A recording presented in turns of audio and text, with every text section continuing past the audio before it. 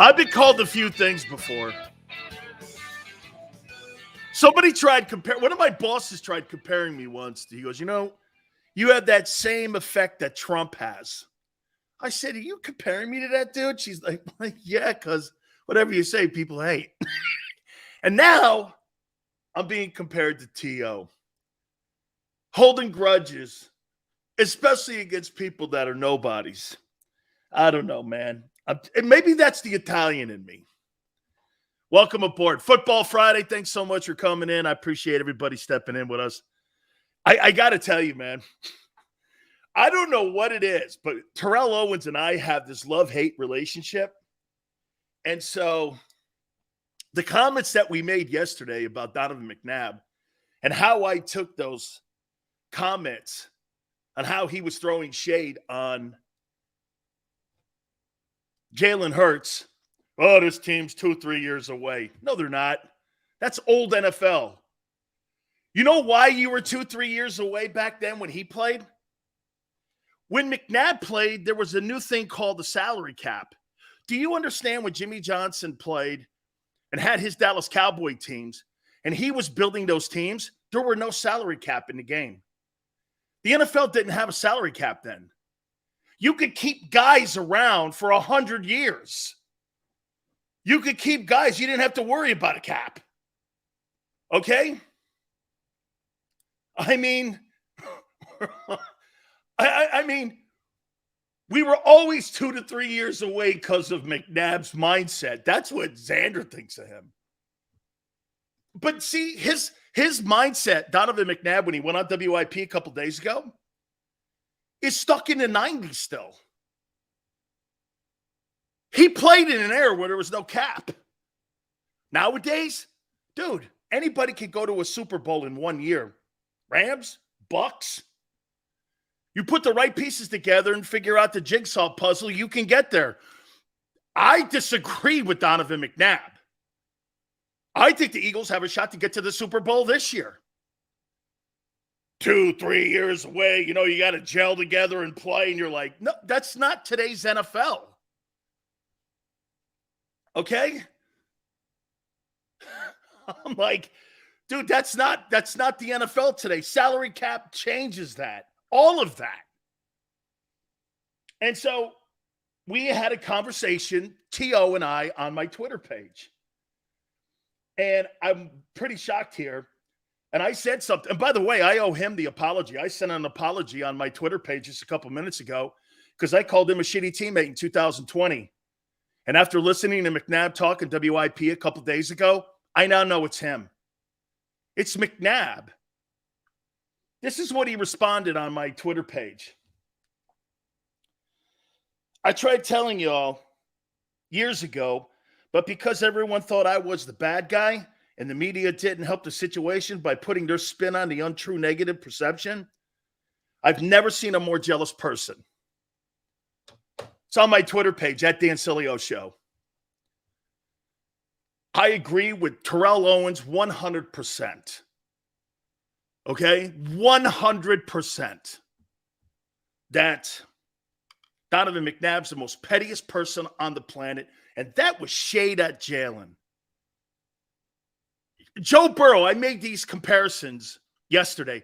Joe Burrow, in a year and a half, took the Bengals to the Super Bowl. Mahomes, in 1 year starting, took the Chiefs to the Super Bowl.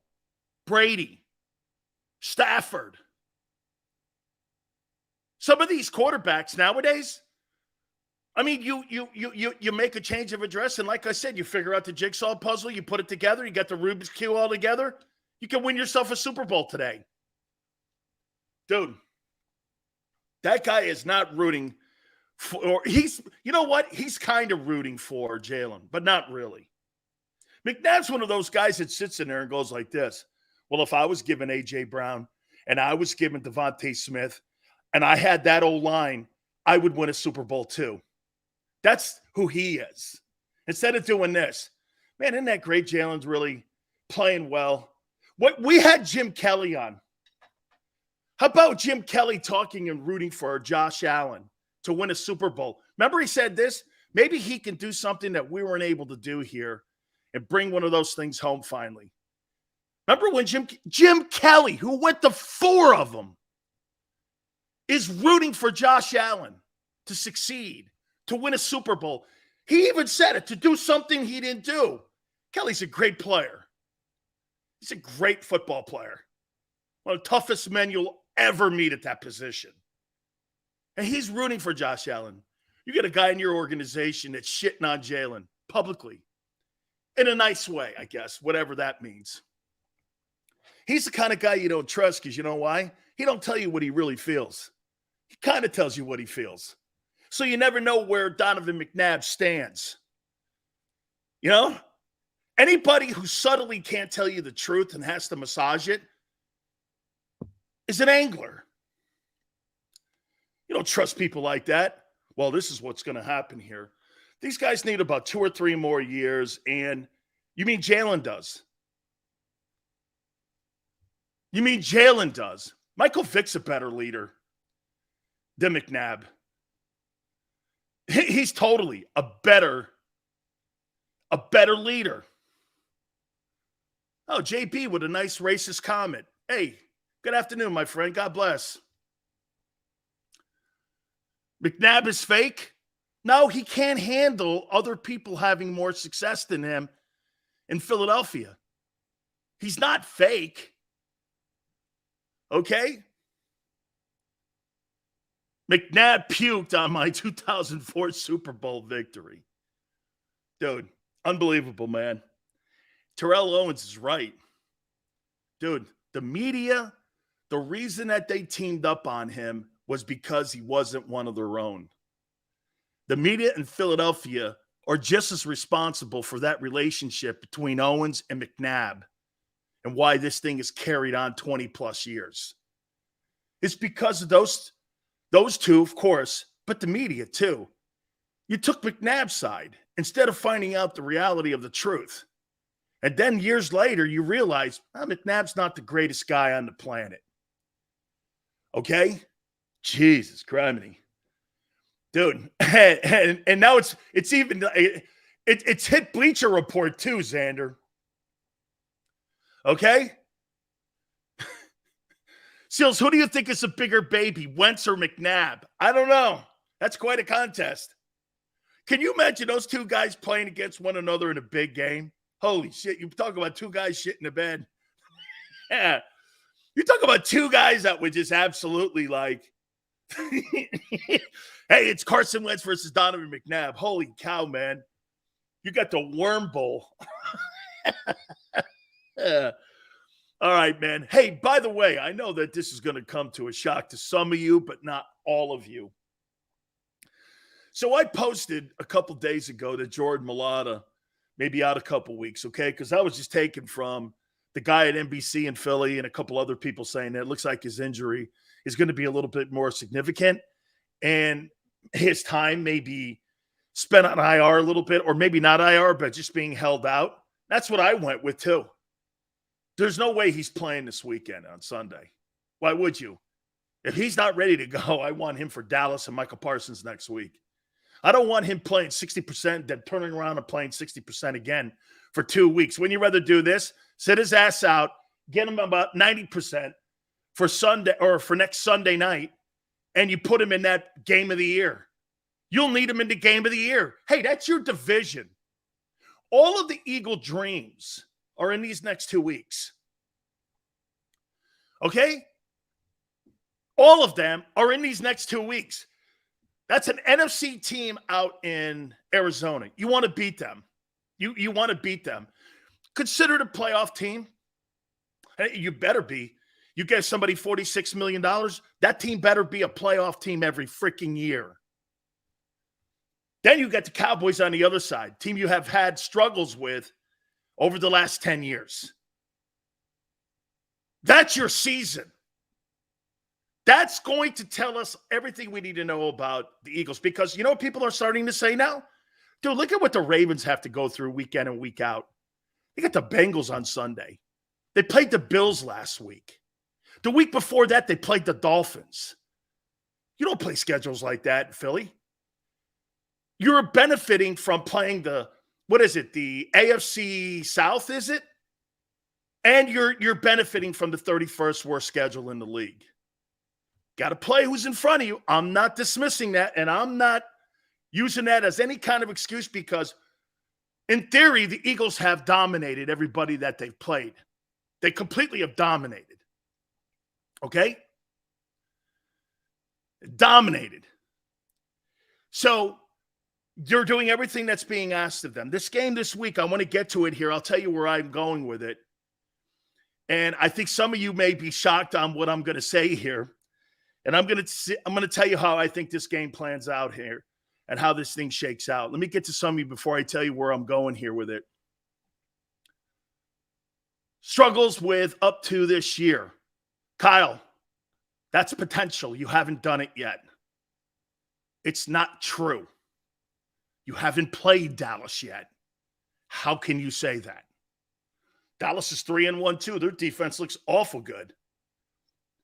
Okay. Sills, how about Matt Ryan? We'll get to that game last night too. That thing was absolutely unwatchable. Russell Wilson, he looks terrible. And the coach that's coaching the Broncos, Nathaniel Hackett, man, I don't know. Do you think he makes Thanksgiving? That guy might not make Thanksgiving. JM, the Cardinals are also banged up too. I agree. Big Sills, this could be a trap game, but Jalen played good at Arizona his rookie year. Absolutely. I heard he had a phenomenal game. That's what our friend Howard Balzer said. By the way, Seth Joyner at the bottom of the hour. Seth Joyner will join us, and we will talk with him. I love the postgame show, too, on JAKIB Sports. Don't forget, each and every single Sunday, we have our postgame show. Hey, and I want to send some love out to Mike Missinelli, too. He's a little bit under the weather. So, Mike, we're thinking about you, too. And by the way, thanks for the text messages. Unbelievable. Hey, between you and me, Mike, unbelievable, man. I love you to death, Mike Missinelli. Wow. Yeah. Oh, I forgot to tell Xander, but I'll give Xander an update. So yeah, let's get in, guys. I think you're going to be shocked. I may have to sing. I got the Cardinals winning this football game, 27-21. I do think it's a trap game. I do think that there's some significant injuries on the Eagles that are going to preclude them from coming home with a win in this game. I think that Kyler Murray's going to play pretty well in this ball game. There's injuries in the secondary. I think you're going to see J.J. Watt in that team. I think they're going to put it together, and I think you're going to see Arizona. The only thing that bugs me about Arizona in this game is that I don't know if their running game is good enough. And now with Mulata potentially – from what I'm hearing, not playing Sunday. And even if he is, he's not 100%. You got injuries all now starting to creep up in that O-line a little bit. It's going to be interesting to see how Goddard plays. But I'm taking the Arizona Cardinals 27-21 in an upset. I think that they're going to be thinking about Dallas. The Cowboys, in my opinion, is really the prize in this whole thing over the next 2 weeks. So I got the Cardinals 27-21. Winning this football game on Sunday. I think Murray outplays Jalen. And I think Murray and Hollywood Brown, and I think all those guys, A.J. Brown, Devontae, it's going to be a pretty good show. I think it's going to be a real good ball game. I think this game's going to be close. Again, like I said, 27-21. What's the point spread in that game? I'm not sure what the point spread is. Is it 5.5 or 6? I forget which one that is. I think I'm not sure what that is on the point spread, but yeah, I got the Cardinals winning. All right. I think the Eagles take it. Sills, be real. You don't believe that. I do. 5.5, 27-21. Totally believe that. I think they pull this win out. I think they're a good football team. I think they're a good football team. Okay? Okay, Murray, A square. Eagles move to 5-0. That's what Xander has. All right. You betting against Stoutland? No. I'm betting on Murray to outplay Jalen. Yeah, I'll take that. I'm taking Murray to outplay Jalen Hurts. Yeah. Both guys want to outplay one another, and I think Kyler Murray outplays him. I told you this before. I don't really like the guy, but I think he outplays Jalen this week. Sills, why are you such a why do you mean such why can't I think that you're going to win the East and win the NFC? What do you want me to pick them to win every game? I don't believe they're going to win every game. I think you're going to lose about 3 or 4 games. This is one of the games. I thought you'd go 2-4. I was wrong.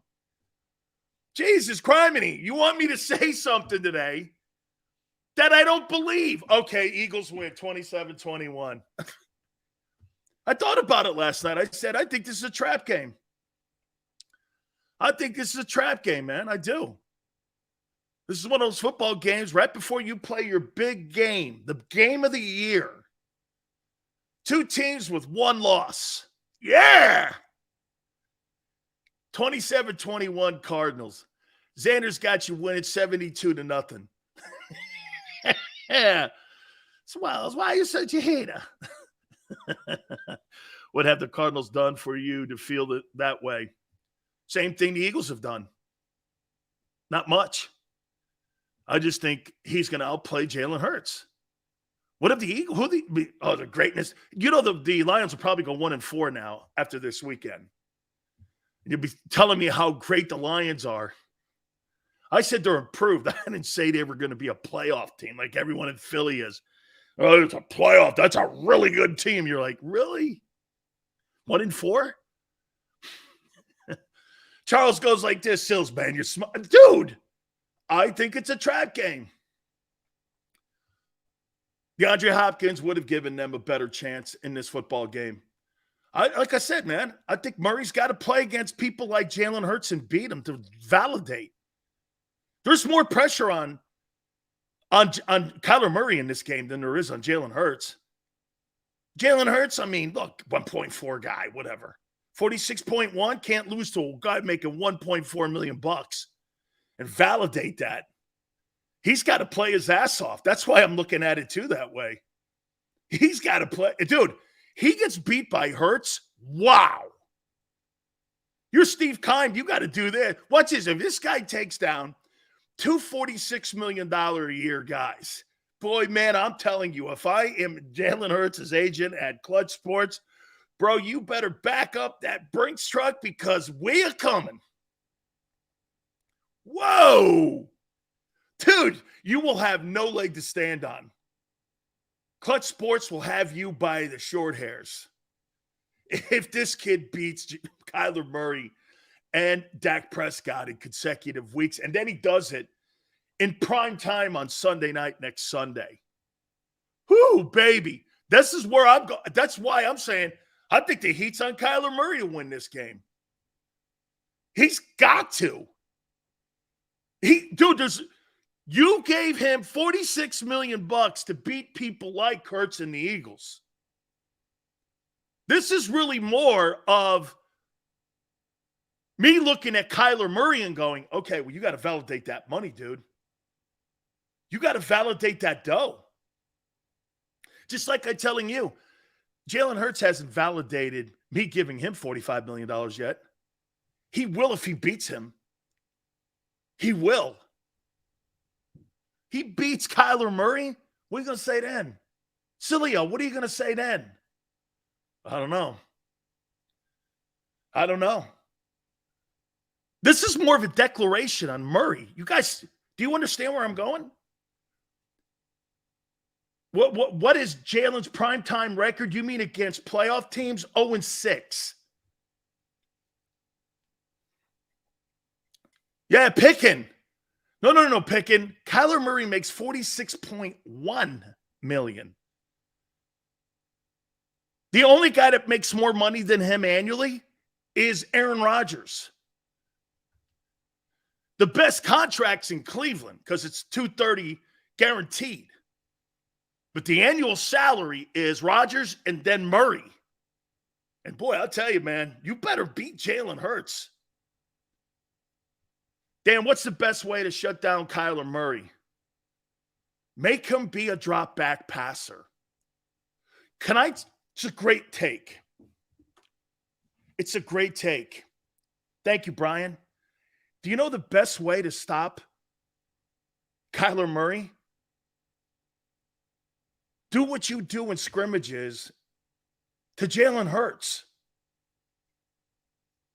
You see, the Cardinals have practiced every week, every year, every scrimmage, controlled scrimmage, what have you, versus Kyler Murray.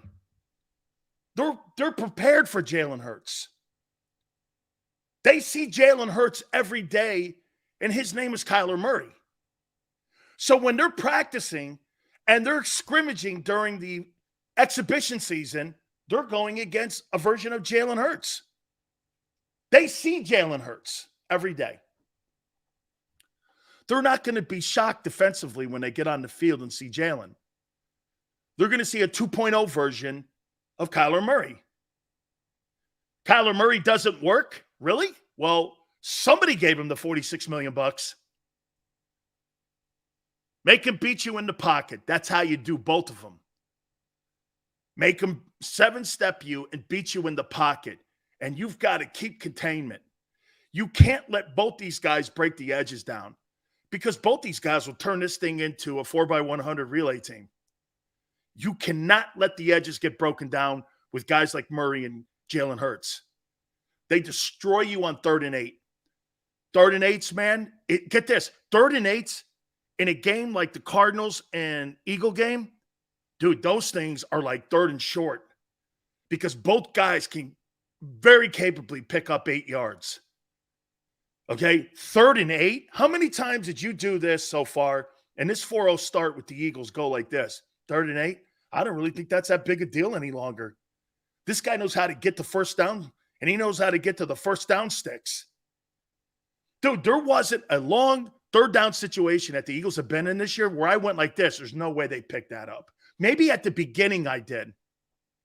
But then after that Detroit game, and then clearly in the Minnesota game, when you start watching him break down the edges and get those 3rd and 7s, 3rd and 6s, bro, there is not a game I went like this. Well, it's out of possibility of them getting 3rd and 12. How many times did you see 3rd and 12 so far this year? And he comes out like 2 yards short, and they think about going for it anyway. How many times has Nick Sirianni gone for it on 4th down this year? 5? That's because of Hurts. I mean, dude, this is going to be a very interesting ball game here, like I said. Jalen is more physical and smarter. Okay. Stills, who has a better defense, Vikings or Cardinals? I would say the Vikings. I would say the Vikings have a little better defense. Okay, I would say the Vikings. Are the Cardinals better than the Eagles? No, but I think your injuries are going to be a factor in this football game on Sunday. Philly, no. Like, if you played the Cardinals 5 times, you probably win 3 of them. Okay? The only reason I'm going Cardinals is because of injuries. Okay? Only reason I'm going is because of injuries. Vikings got lit up. Well, quite frankly, 24 points. Isn't that what they scored? 24 points against that Viking defense? I don't know. That's not out of hand.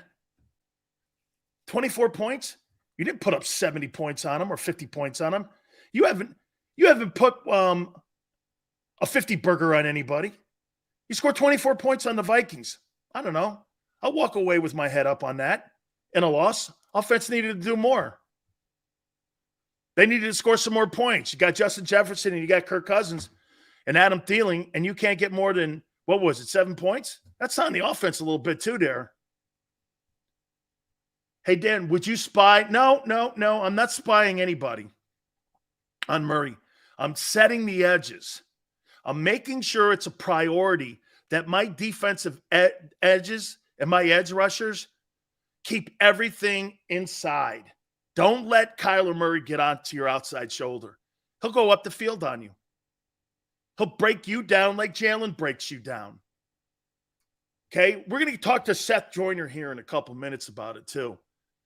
Okay, how would you defend Kyler Murray? Because both guys here are pretty much the same kind of athlete, and they kind of win games the same way. So both football teams are not going to not have seen this and prepared for this because they see it every day. You guys understand what I'm saying? It's one thing to play against a drop back passer every day. Like when you're the Buccaneers, you see a drop back passer in practice every day, and Tom Brady, right? Kyle Trask, those guys. But when you're in Arizona or you're in Philly, you don't see drop back passers. You see sprint out guys, rollout guys, guys that move around. When you play against Baltimore, when you play against Tennessee, you don't see sprint out and roll out. But in Philly and in Arizona, that's what you prepare against every day.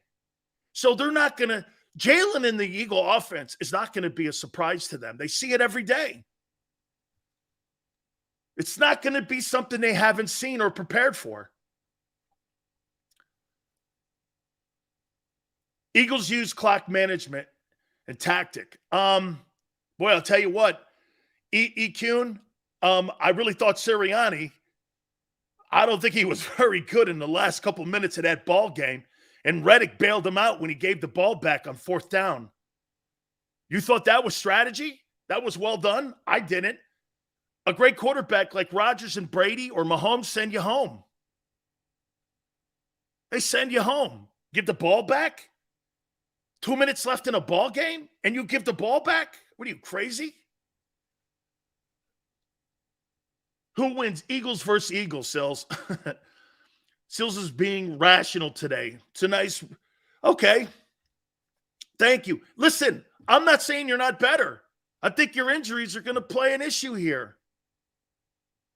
I think they're going to play an issue on Sunday. And I think you got to really be focused on watch this. You want to win this game on Sunday. I'm not saying Philly doesn't want to win this game, but my priority is next week. And what I mean by that is Jordan Mailata playing in that game against the Cardinals is important to me. Jordan Mailata being healthy in that Cowboy game is more important and more essential to me. I need that guy to be as healthy as he could possibly be from Cowboy game on. I don't want him limping along the rest of the season nursing an injury when I could give him a week off. You're a game up on Dallas. And if you're that confident that you're better than the Cowboys, you'll be a game up after next Sunday anyway. Okay? I mean, by the way, Rams may beat them this weekend. You could potentially be 2 games up on them. Why wouldn't you rest Mailata? There's no given that Cooper Rush. You got to start thinking where you are in the standings too now. Okay? I got a game lead. They're playing the Rams on the road in LA. We're on the road in Phoenix. We're a pretty good football team. We may win this ball game even with all the injuries we have on the team. And I agree. You may win it for sure. But I think it's going to play a factor. It's key positions, too. Slay's not completely healthy. And you're lucky DeAndre Hopkins is not in, because I think it would be a more of a convincing win if he was, because you're injured. You're a better squad. I hope you're not taking it any other way. You are a better squad. But a little bit of injuries here. Plus, you got focus, because you got to win the NFC. You win the NFC East, everything's in front of you. Arizona's important on winning the conference. I'm not saying it's not. Okay? You totally would rest Mailata? Absolutely. I got Micah Parsons next week. I'm going to get away with Jack Driscoll going against an older J.J. Watt. I'm going to get away with that. Okay? If I have a 60% Jordan Mailata against Micah Parsons, I might not get away with that. And I might have my quarterback hit quite a bit in that ball game on Sunday. He's the best pass rusher now in the game. I happen to think it's Bosa, but the hype, the Cowboys, and everyone, I personally I think Nick Bosa is the best pass rusher right now. And I think it's because also Watt's hurt, TJ. Hurts throwing for 400 now. Thanks, Sills. Okay. Xander's got it going on. 400 yards and 17 touchdowns he throws for against the Cardinals on Sunday. How you doing? Hey, man, I got to tell you guys, Eagles back up. O-linemen are starters on 60% of the NFL rosters. I agree. I completely agree. Does Arizona have a running game? Look, I think the kid Connor's good, but I don't think he's spectacular. You know what I'm saying? I don't think he's great, but I think he's good. But their O-line, they've got issues in their offensive lines. So to me, a little bit, I'm not sure if it's a massively productive game. And this is one of the reasons why I think they also struggle a little bit in their play action and why he has to break containment out and take off running, because I don't really think their running game is getting enough. Seals, who would you pick, Bozo or TJ? Boy, I think Nick Bosa is a better football player. Okay, I do. I think he's a better football player. I think he can do more. I think TJ's limited. TJ Watt, to me, versus a traditional defensive end that can play the run and is a 3-down guy, and he plays the run. I think TJ's pretty good against the run, but he's not great. Last year's Pittsburgh defense was one of the worst defenses since 1954 in the Steel City. They couldn't stop anybody. And you had Cameron Hayward there too, an all-pro D tackle, and your yards against the rush were terrible. Dude, you want to be considered a great defensive football team? You know where it starts? It starts stopping the run. You got to put people under 3 yards a carry. When you put people 3 yards a carry and you got them under 3, that's when you start considering people to be a good defensive football team. It's got to start there.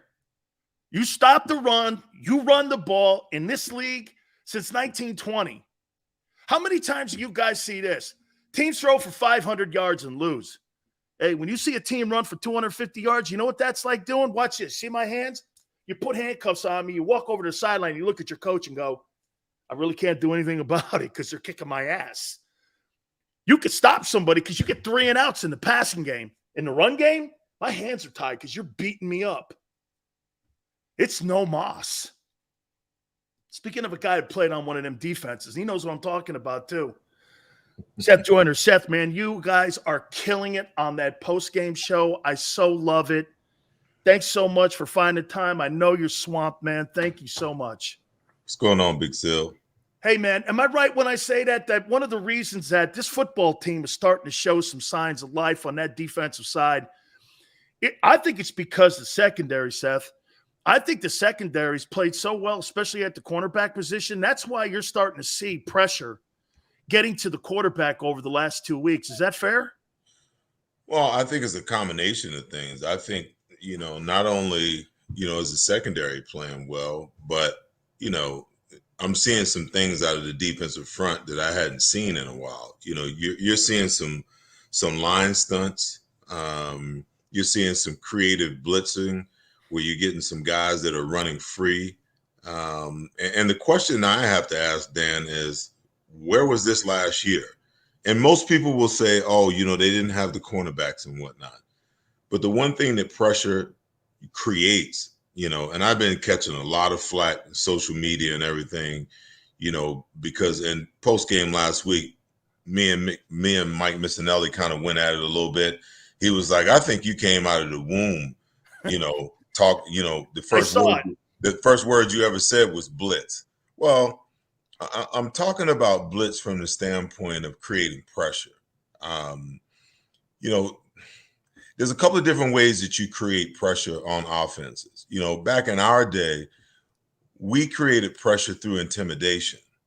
You hit a quarterback enough, you hit wide receivers running across the middle enough, you beat up on running backs, enough, you can intimidate them into waving the white flag, if you will. Today's NFL doesn't work that way because you can't intimidate from a defensive standpoint anymore. So you have to find arterial motives or arterial ways, to create pressure. Now, pressure is the great equalizer, in football, especially when you're talking about the pressure that you can apply to the most important guy on the offensive side of the ball, and that's the quarterback. When you look at, some guys are not wired to handle pressure. When you look at what the Eagles did, that the last 4 quarterbacks the Eagles played against, they played against Jared Goff, they played against Kirk Cousins, they played against Carson Wentz, and then you end up, Trevor Lawrence playing last week against a young Trevor Lawrence. Okay, I'll give him a pass on pressure, but he's young. But I don't care what quarterback you're talking about. When you get to a point where you are, you create pressure, it speeds up the quarterback's clock. It speeds up his process of how he gets through his progression. It speeds up his decision making, and it forces mistakes. So if you look at Jared Goff in the first half of that game, he looked like he was just about ready to give up. But then they got conservative, and they stopped putting pressure on him. They couldn't get there with 4 anymore. And he started to get his footing back, and he started to get comfortable in the pocket again. And the next thing you know, they're clinging to a 3-point lead, and they got to hold on just to win a game that should have been over in the third quarter. That's my assessment. So when you're talking about these 4 quarterbacks, if you could have came with enough pressure to force the issue, like you did with 9 sacks against Carson Wentz, I mean, they just battered him into bad mistake after bad mistake. And that's what pressure does. So if you want to play conservative, then you're going to be in a shootout every single week, in my opinion. But if you have enough gumption about you, and creativity about you as a defensive coordinator to create some pressures that forces a quarterback, because he's got a free runner coming at him, to make one decision and one decision only. And if it's a wrong one, it's an incomplete pass, you're off the field. If it's a wrong one, it's an interception. If it's a wrong one, he's held on to the ball too long, the pressure gets there, you get a sack force fumble. That's just a fact of, what the game is like now and what the game means. If you want to play passive, quarterbacks will cut you and shred you to pieces.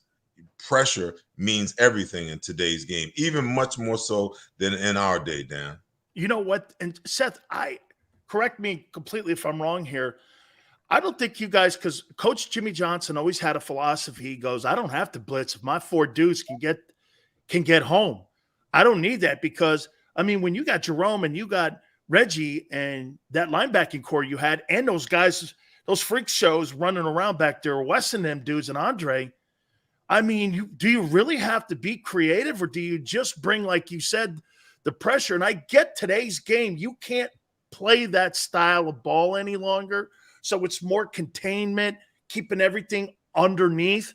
But to me, that's more of a product today then, Seth, of the players stepping up, and not so much Jonathan Gannon's system. I mean, Gannon is still, to me, in my opinion, he's being a little bit more creative because he's got a couple more pieces he can move around. But I see player production lifting up, not him being creative. Is that fair? Well, let me go back to your comment before that first. If you got 4 Hellraisers, Clyde Simmons too. Yeah, you can afford to rush 4, but a smart offensive coordinator knows that he's got you outmanned by 1. You're sending 4, he's got 5. All it takes is for you to keep a tight end in, for you to keep a back in. And you can sit back there in that zone all you want to, but if they go max protection and they keep a back and a tight end in, now you got 7 guys to block 4, okay? And you're not going to get there. The other thing is, it's football is a risk game. Every single time the quarterback drops back to throw the ball, there's a risk that he can make a completion. And that's the probability that you're hoping for from an offensive perspective. But there's also a risk that he could throw an interception. There's a risk that, he could be sacked and you cause a fumble. But that's not stopping the NFL, from skewing the numbers from a run-dominant league to a pass-dominant league where you see guys throwing the ball 40, 50 times a game. So don't talk to me about risk. And I'm not talking about you. I'm talking about those who clang the cymbals of, it's a different league and you can't bring the pressure and, it's a risk to blitz. No, it's not, because every single play is a risk. So I don't even think about football in terms of it being risk. When you come on a blitz, you're saying that I'm bringing something that you can't pick up, okay? And if you can't pick it up, then I'm going to create chaos for your quarterback and for your offensive line, okay? So I just don't believe in that old adage that, you bend but don't break, because sooner or later you're going to snap. And that's what happens with most of these offenses that play that way. You give up, a little bit here, a little bit there, a little bit. Next thing you know, they're in the red zone, they're in scoring position. Now you got to come with a blitz, okay? And now you really go,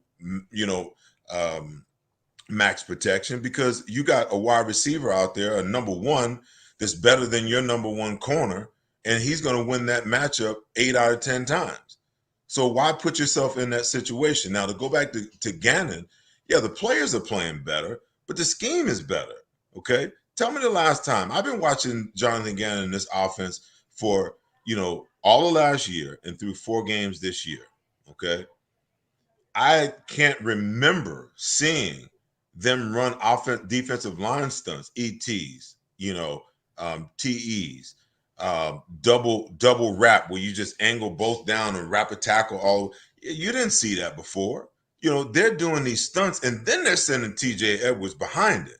So they're screwing up the blocking scheme, and then they're sending the extra rusher, and there's no one there to pick him up. So that's why they're having success. And then I'll submit to you this, okay? No one's talked about it. No one wants to talk about it. Everyone wants to continue to give, Gannon the accolades, and he's the defensive coordinator. He should get the accolades, okay? But let me submit this to you. Vic Fangio is a consultant for the Eagles. Oh, absolutely. I see his handprints all over this. Okay. So now, especially in the stunts and in the T stunts, I see it. But that's my point. Is the improvement that you're seeing an improvement in Jonathan Gannon's philosophy, or was Vic Fangio brought in here to give him some things? It's a collaboration that he didn't necessarily have in his utility belt, okay? So now he looks like a genius, and maybe Vic Fangio is the one that's crafting some of these blitzes and crafting, because I've never seen them run a blitz where they had a free runner at the quarterback. Seth, you bring a point up now, and I'm going to go over here, and that's funny you should say that, because Von Miller in Denver, when Fangio was in Denver, they had those creative outside rushes, and I swear to you, in that Jags game, and especially in the Washington game, I saw some of the same stuff that they did with Von Miller in Denver that they're doing on the perimeter now with Hassan Reddick. And that wasn't there last year. There's no way that those T-stunts on the end like that, and then bringing that pressure, and then, like you said, coming from behind with TJ Edwards in there, that wasn't anywhere to be seen. And you saw a ton of that when he was in Denver. Well, listen, I mean, it's okay too, I guess. He's a consultant. That's all good. Exactly. But listen, I give the Eagles brass a lot of credit for going and bringing him in and hiring him, as a consultant. Because for all the hoopla that we got about Jonathan Gannon last year, I just didn't see it. I was saying all year long, Dan, I said, where's the creativity? Okay. I see Jonathan Gannon standing on the sideline. He's got a play sheet that looks like this. Okay. So tell me how much creativity, and I can see the back of it. There's nothing on it. So he's only looking at this part of it. So how much creativity are you actually seeing? I mean, how much can you have on a half of an 8x10? I think those are all base defenses he has on that list, and they're going off it. there's nothing wrong with having base defenses, but you got to have your blitzes listed somewhere. I mean, you see offensive coordinators and they got a sheet in front of them like this, front and back, with another flip to it. So they've got all of these formations and all of these things that they do, you know, and you're this simple and you think you're going to compete, you know. I mean, my whole thing is there are ways to be creative and create pressure. And don't get me wrong, I say this all the time. When people hear me talk about blitzing, they hear me talking about pressure, all they talk about, oh, Seth is living in the past. He's living in the old style of defense. They don't run defenses that way anymore. To a certain extent, you know what, you're right. But back in the day, we dictated to offenses what they could run. We dictated to offenses the personnel that they put on the field. It's the exact opposite now, because teams will go 3 wide receivers, 4 wide receivers. Why? Because they want you to put a certain personnel on the field. They want you a nickel. They've identified, okay, they've identified the mismatch on the outside, and the fact that you go dime, okay, makes you less strong against the run. If you got a halfway decent offensive line and you spread out and you go 4 wides and you got a really good running back in the backfield, okay, guess what?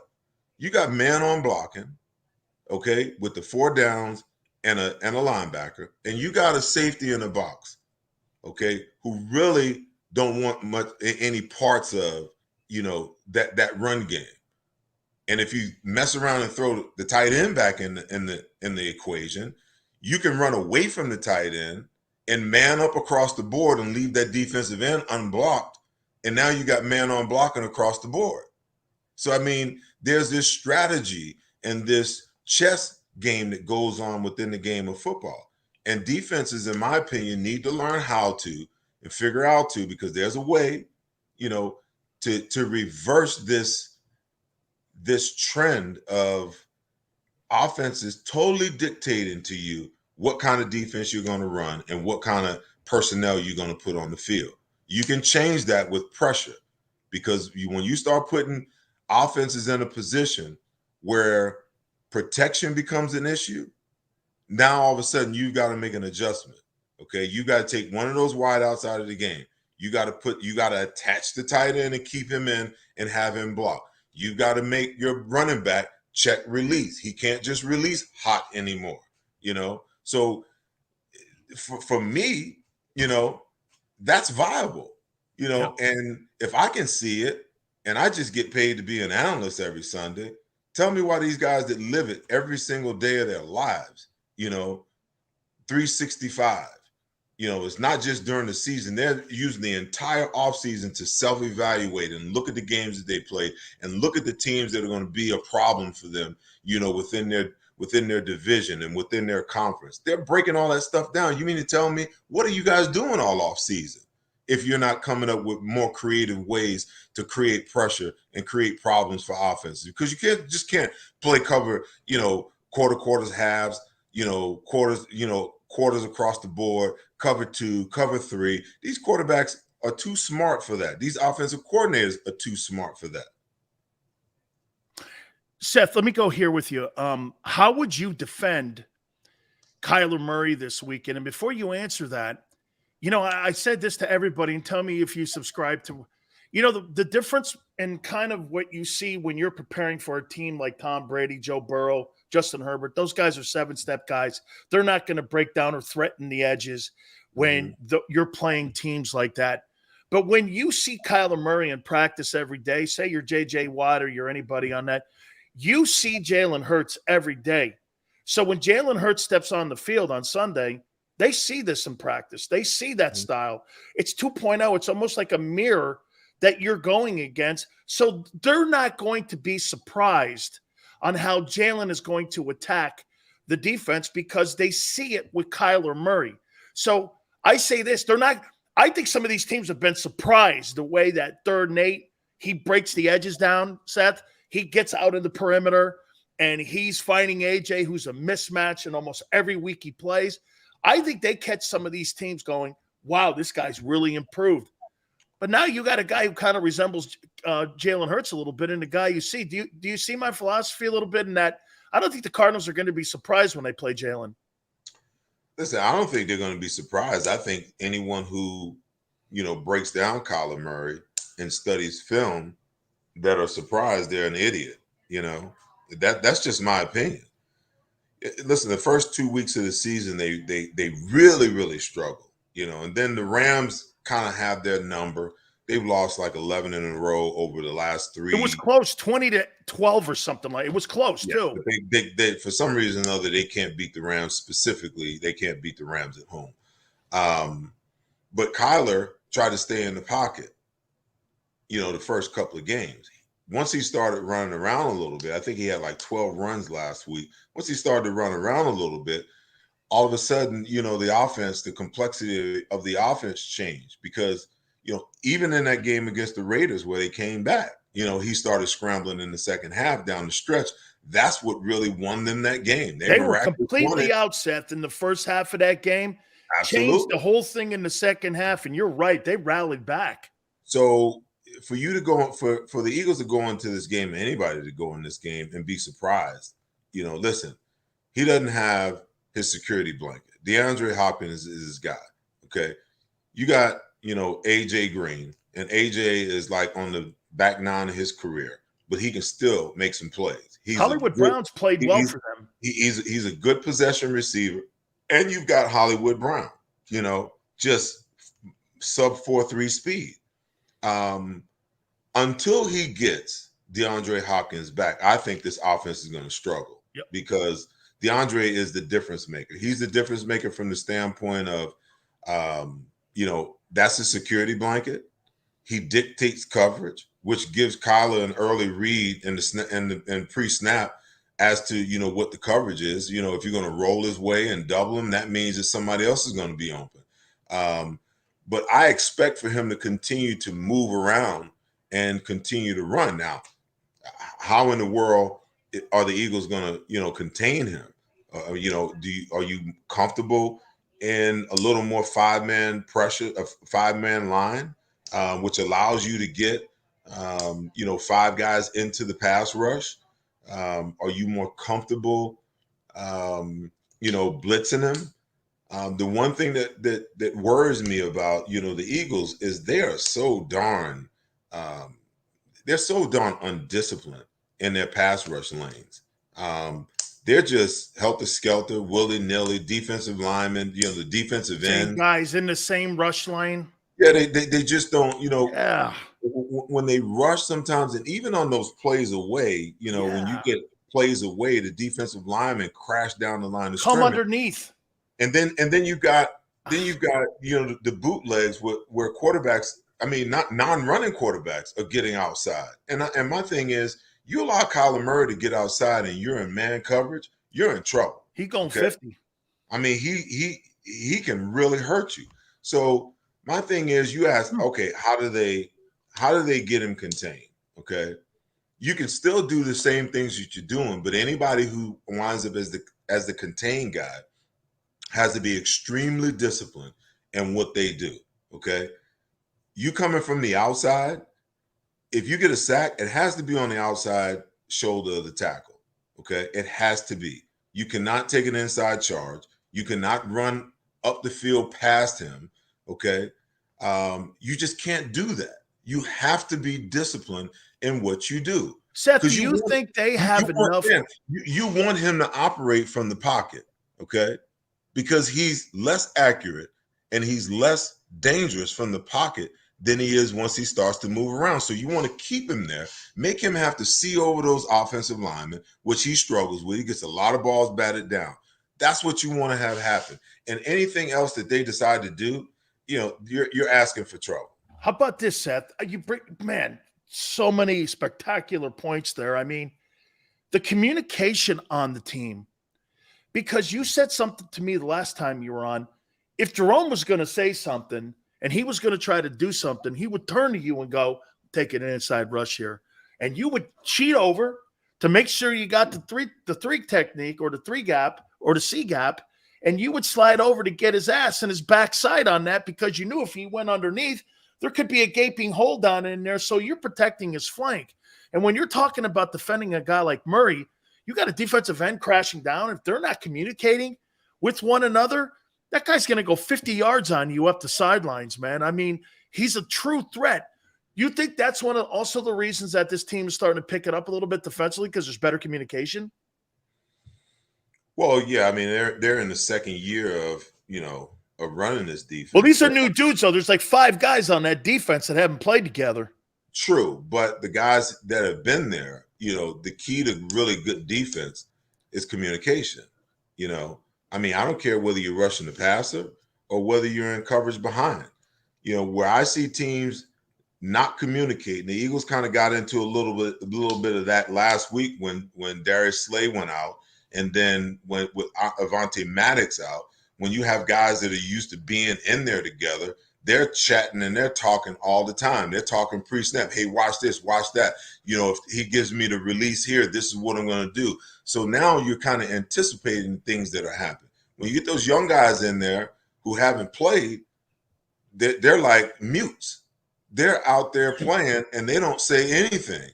And then once the ball is snapped, now you're trying to talk. Hey, it's too late. If you're not alerting those things beforehand, now you're going to have problems. But the good thing is, they're in this defense for the second year running. The guys who really know to communicating, and that will force the young guys to begin to open up their mouth and communicate. Now, I can remember standing at the linebacker position, and the formation changed because of a shift or a motion. And I turned and looked at the free safety. I'm like, man, open your mouth. I know what the check is, but everybody else don't know what the check is. Open your mouth so we can figure out, so we're all on the same page. Because I know that the defense changed, but you haven't said a word. Or Byron might change it up front where, the front and the linebackers can hear it, but the guys behind don't hear it, okay? So, I mean, communication is key. And I'm looking at your comments here. There's this one guy on here, Guy Jr. He says quarterbacks haven't been running on the Eagles. Not sure what Seth is referring to. Well, they haven't been running because we haven't played against a running quarterback. Where's Kirk Cousins running to? Where's Jared Goff running to? Where's Carson Wentz running to? Okay. Where are these guys running to? They're not running anywhere, but you full well know that Kyler Murray can and will run if you don't keep him contained, okay? So that's what I'm referring to, Guy Jr. Let me throw this at you here finally here, Seth. Seth, I want you to step me straight here because you've been involved in Philly sports and in media for the last 35 years. So I said something about, and I heard Donovan Mcnabb on WIP the other day, and he said a comment that went like this: well, this team's 2-3 years away from a Super Bowl. And I went like this: that's actually shade at Jalen Hurts because Joe Burrow didn't need 3 years to take the shitty Cincinnati Bengals to the Super Bowl. Patrick Mahomes needed 1 year. Brady needed 1 year. Those guys weren't all playing together. Look at what Brady did in Tampa, 1 year. Look at what Stafford did, 1 year. That league is different when he played than it is today because of the salary cap. And then T.O. came on my Twitter page. And I said, T.O., you're right. That shit's petty. Here's a guy that took a dump on Deshaun Jackson for being a Pro Bowler at 2 different positions. He took a dump on you. And again, Terrell Owens is not the most likable guy on the planet. I get it. However, the reason that I think Mcnabb is who he is because he's one of the pettiest human beings I've ever seen in my life. Am I wrong when I say that? And I thought it was a shot at Jalen going, he needs 3 more years. I think that team could win the NFC this year if they have everything lay right. And I think they get to the Super Bowl and play one of those good teams like the Bills. It's a different NFL, Seth. And he just looks at it that way. And so McNabb and T.O. are on my Twitter page going back and forth on it. And I'm like, I'm sorry, dude. I'm on Owen's side with this. You're a petty dude. And instead of rooting for fans, rooting for your teammates, you should always be pushing your teammates. Thank you, man. I had Jim Kelly, Seth, on 2 days ago. You know what he was saying? I hope Josh Allen does something that I wasn't able to do. And I hope he brings one of those Lombardi trophy homes. Man, I just hope he doesn't run too much. I am so pulling for him. That's not how that dude is. Am I wrong? Listen, I'm not gonna disparage Donovan. You know, Donovan has said some things that have made some fans in Philadelphia really dislike him since he left. I'm opinionated, and I don't give a two hoots, what anybody thinks about my opinions. They're my opinions based upon my experience and my knowledge in the game of professional football. And I think that I know enough about the game to be extremely convicted in my opinions, and everyone is encouraged, and it's their right to have their opinion about what they believe. Okay. And you can have an opinion that differs from mine. The only thing that I ever ask on social media when I'm dealing with people that are like that is to just be respectful, because I'll never disrespect you. Okay. You and I will always get to a point in our disagreement where I look at you and say, okay, let's agree to disagree and move on. But some people on social media want to make it personal, and sometimes, my better half, she's like, why are you arguing with the idiots on social media? My wife tells me every day, Seth, stop. And she'll look at me and say, if you argue with the idiot, who's the idiot? But that's not the point. The point is that you got to always be respectful, okay? And the one thing that I don't take disrespect. I just will not stand for disrespect, especially if I post something and you're responding to it.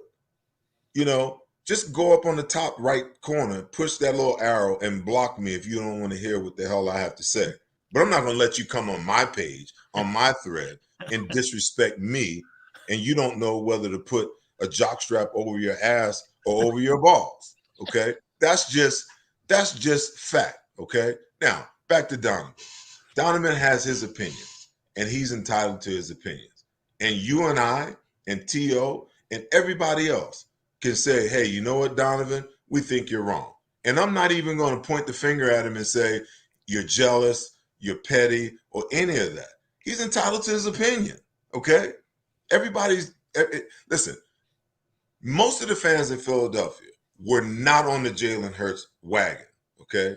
He's got the team at 4-0, and I see some people in your threads right now that have said, oh, Jalen Hurts is going to get a Kyler Murray-like contract, okay? Where did that come I don't see that yet, just beating Kirk Cousins. Listen, I think he's got a long way to go. I'm just saying, that's their opinion, okay? So when people shift opinions and shift their stances over a 4-game stint, okay? And I've been saying all along, you and I had these discussions, in the offseason. I said, I don't ever talk about what someone else can't do, okay? Because I've been in that position before as an 8th-round draft pick where nothing was expected of me, okay? And a second, a third, a fifth, okay? Linebacker drafted ahead of me. 2 years later, they were all gone, and I was the last man standing. So I don't talk about what other people can or can't do. Prove to me. And I've always said, Jalen Hurts, prove that you can be the guy. Okay. And I'm not going to pass judgment on him until I see whether he can do it or not. Because at the end of the day, who am I? I don't know what's in his head. I don't know how intelligent of a football player he is. I don't know what's in his heart. I don't know what his work ethic is like. I don't know him. So it's wrong for me to sit here and talk about what he can or what he cannot be, or what this team can or cannot be, because I'm not at practice every day. I'm not hanging out with all the guys on the defense every day. Okay. I could tell you that my defense, my guys, we was going to kick some ass every Sunday. You want to know why? Because I knew those guys, and I knew how we were, and I knew what we were going to bring to the table. I couldn't speak for the offensive side of the ball, but but my 10 guys that I laced it up with every Sunday, we're going to kick some ass or we're going to lose trying to. All right. So now when you talk about this team and what they can do, listen, they're the only undefeated team left in the National Football League right now. Seth, that don't make them the best team in the league, though. I never said that because we had the conversation last week, in post game, where did the Eagles rank? And Seth Joyner's, what the hell do they call it? Where they rank power rankings. Okay. And my power rankings is Kansas City, it's the Buffalo Bills, and it's the Philadelphia Eagles. Correct. Okay. That's now, where I have it. To me, right now, they're playing the best out of all the teams in the NFC.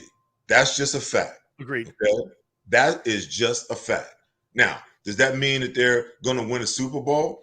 Listen, if Kansas City stays healthy and they play the way that they played against Tampa Bay the other night, they ain't nobody beating them in the Super Bowl, okay? Nobody. It's going to take, an injury to Mahomes or, some injuries Chris on the Jones, offensive somebody line, on that defense. Chris Jones, exactly. It's going to take, things like that. Injuries are going to be what's going to change the narrative for them, okay? But you think about the Eagles. The Eagles, what's the two teams, that can really cause problems for the Eagles? I think the 49ers. I think the 49ers can cause them some issues because they're built alike. They look a lot alike, Seth. I mean, you want to know why? You want to know why I disagree with that, Dan? Please.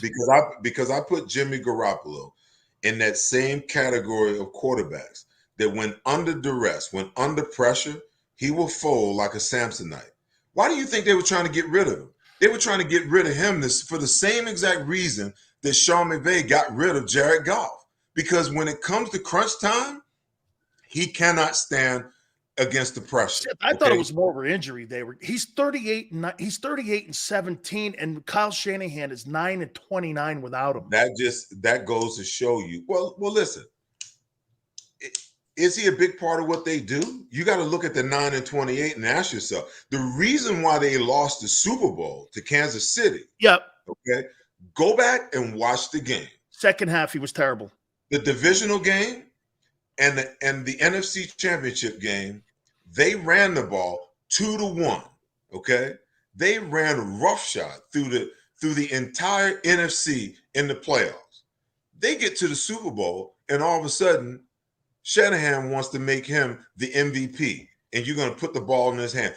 All they had to do was run the ball because Kansas City's defense was straight up hot garbage, trash. Couldn't stop the run. If they would have just ran the football, they would have won. But because they had to put the ball in his hands, and because Kansas City with Steve Spagnuolo knew that he couldn't stand the pressure, he started to come. And when he started to come, he wilted like steamed spinach.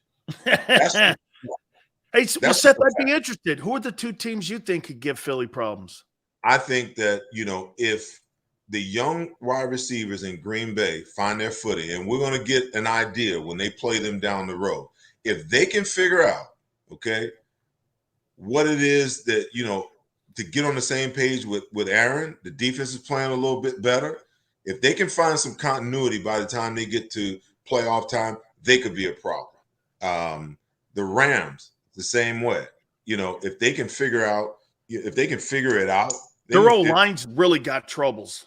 I get it, but if they can figure it out in some way, some fashion, they're going to be right there. Because they're talented enough and good enough on the defense, to really gain possessions, for the offensive side of the ball. Now, I'm not saying one way or the other that these guys, that those teams, will just beat down the Eagles. But I'm saying, in my opinion, those are the two teams, in my opinion, when it's all said and done, with all things being equal, that, they're gonna give the Eagles the greatest problem. Because you don't think the Bucs are in that conversation then? I don't see the Bucs, recovering. I really don't. They can't run the ball because their offensive line got three guys out. They can't get it done. And if you go back and you look at Kansas City has now formulated a game plan for how to attack that defense. For the first time, as long as, I've been watching Todd Bowles, he had no answer whatsoever. No answer, So teams are going to go and they're going to get that game film and they're going to break that blueprint down and they're going to figure out ways to emulate what Kansas City was able to do. Now, granted, you got a quarterback that's just different. You got a tight end that's tied to that quarterback that doesn't run traditional routes. He just seems like he's out there schoolyarding it, half the time. And Mahomes knows where he is and what he's going to do. Then you got, a core of wide receivers that, that pretty much just, they're like no names, but they're all straight up ballers. And then when you look at the run game, my goodness, that kid number 10, I forget his name, that they drafted in the 7th round. I mean, he's a beast. Now, you got to be able to duplicate or replicate some of that stuff. But at the same time, there's a blueprint, and the Eagles should be smart enough, to utilize that blueprint after, the garbage that they put on the field against Tampa Bay twice last year. Let me finish with this one here with the Cowboys and next week and Jordan Mailata and some of the injuries, especially with now. If you play Mailata this week, it may be a game time decision. They may just be holding their cards close to their vest here. But to me, Seth, I don't really need him Sunday. I'd rather have him healthier against Michael Parsons next Sunday night. It's a divisional game. It's the game of the year. I know we can't look, I want to win this game Sunday because it's an NFC game too, because this could do seeding in the conference too at the end of the year. So I get it all. No game is, you should not be trying to win. I get that. But to me, the importance of Mailata is huge. You're going to have not J.J. Watt 10 years ago, but you got a different J.J. Watt, but a 60% Mailata. He'll make him look like old J.J. Watt. Now, if I rest him, I'm going to have him healthier at least against Michael Parsons, who people are considering in the same category as Aaron Donald. What would you do if you're the Eagles this week with Jordan Mailata? Well, I mean, with Mailata, you got to ask yourself, what's the chances with that injury that you could make it worse? Because I saw him on the sideline during last week's game, hitting the pad. Yeah, I saw him punching too. Yeah, trying to give it a go. I don't know, what the diagnosis of that was. Where they kept him out all week. Well, okay. So are you being conservative with him, or is there really an issue? If there's really an issue, he's too valuable down the road for you to put him out, against a team who really doesn't have a premier pass rusher. Marcus Golden on the outside is the best that they have. Chandler Jones is gone. They don't have a guy that's really going to scare you. How about that Allen kid? Huh? How about that Allen kid they got from Boston College? He's not that bad. Well, I mean, he's not that bad. I mean, they're going to create the majority of their havoc, linebackers on the inside with the two big guys, and if they decide to blitz the linebackers. If Sayamalo, if his ankle's still bothering him, then these guys you got to sit, because the long-term prognosis is what's more important than winning this game against the Cardinals. You got to have those guys healthy for Dallas and beyond.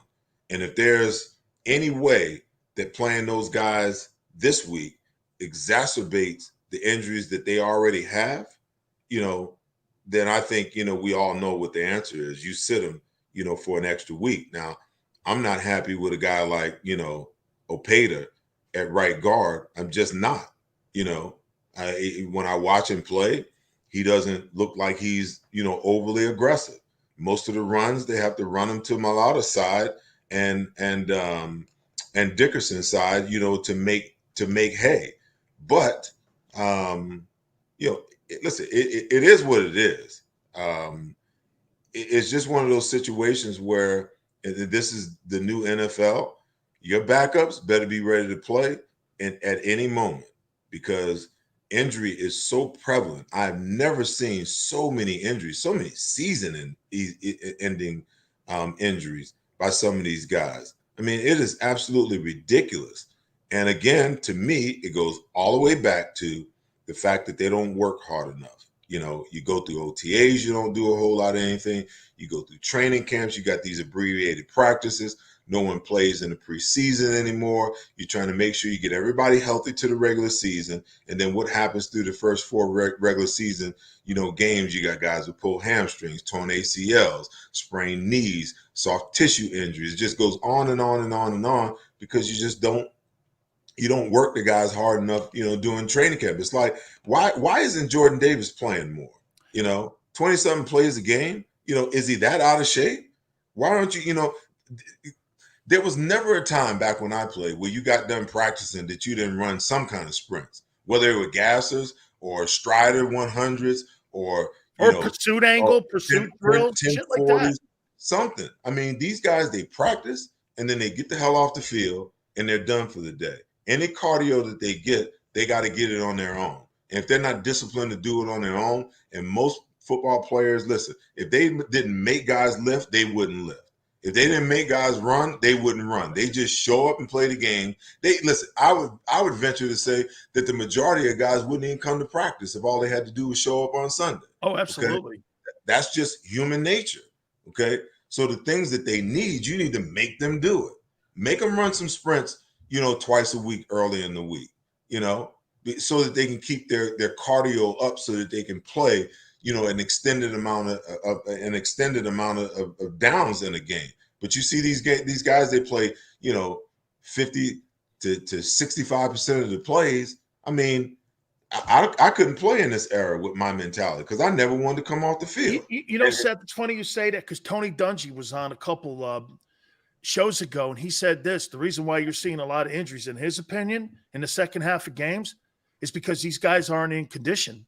And one of the reasons why you're seeing a lot of close scores, you're seeing a lot of games like where, look at the Eagles. I mean, people keep saying, how come they don't score a lot of points in the second half? Well, I think it's got something to do with conditioning too. I mean, now you're a month in, Seth, so you should be there. You know what I mean? You should be able to go 65 plays without an issue right now. I can't believe I'm even saying that to you because you know what I say. I'm with you. You can't play 65 plays in the first game. Dude, you don't belong on the roster. Listen, but you know what the problem is? The problem is, they don't practice hard enough or long enough to truly really get any real conditioning in. I mean, you think about it. If there's only 12 plays or 15 plays in each period, the starters don't get 10 of 15, right? Or 8 of 12. That number is more like 6. You understand what I'm saying? Yeah, totally. So how much time are you actually spending on the field where you're actually running? 8 minutes. And it's just not enough. I mean, I would spend, the off season. In the off season, man, I would lift and then go run. My conditioning time was damn near equal to my lifting time, because I just knew. I mean, back in the day, if you could tap your head like you're tired if you want to, Buddy would run the shit out of you the entire next week, So you knew to come in condition and in shape. And listen, what I always wanted, I want to play. If I want to play and I want to be my best, and that means that I've got to have enough stamina that when I get to the fourth quarter, that I can do the same things in the fourth quarter that I can do in the first quarter. And if you're not conditioned, guess what? It ain't gonna happen. It ain't gonna happen. I'm looking at one of your guys here. He's no, he's talking crap. I ain't even gonna give him. Hey, Seth. One last thing here for you, man. With Brady. You and I believe that the game, again, parity in the game. The league likes parity. I mean, they want everybody to be as close as possible. Point differential nowadays is 3 points. I totally get it. But is Brady right? It's just a bunch of shitty football being played right now. I mean, some of the game. I mean, like last night, that thing was totally unwatchable, man. I mean, look, and I'm going to sound like old man, get off my lawn. But I mean, Redskins and Cowboys and Eagles and Giants and Niners and Giants and Bears and Packers. I mean, those freaking games were 60-minute wars, man. I mean, I played in a division called the Black and Blue Division. the NFC Central Division. I mean, I don't know, Seth. I mean, I sound like an old man right now, but I just see a lot, and I agree with Brady. It's 7-on-7 shitty football. Well, it is. I mean, hey, listen, the game has just changed. It's changed a lot. For the better? I don't think so. Yeah. I really don't think so. I mean, I was talking to somebody about this just the other day. I said, how do you make the comparison of the tight ends of yesterday with the tight ends of today? Like Bavaro. Because if I was playing in today's game and I had Travis Kelce man-to-man, I'd be kicking his ass at the line of scrimmage and making him release where I wanted him to release. Okay. But you get penalized for that. No, you don't, because you got 5 yards, okay, to take your shot.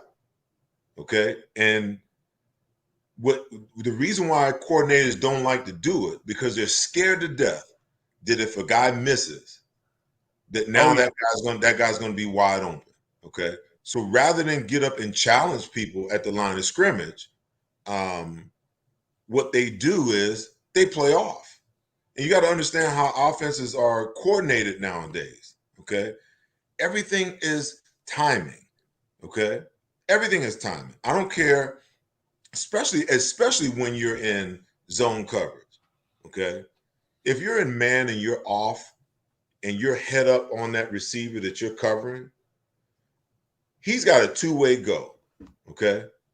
And if you're not a supreme athlete, you don't stand a snowball's chance in hell of covering it.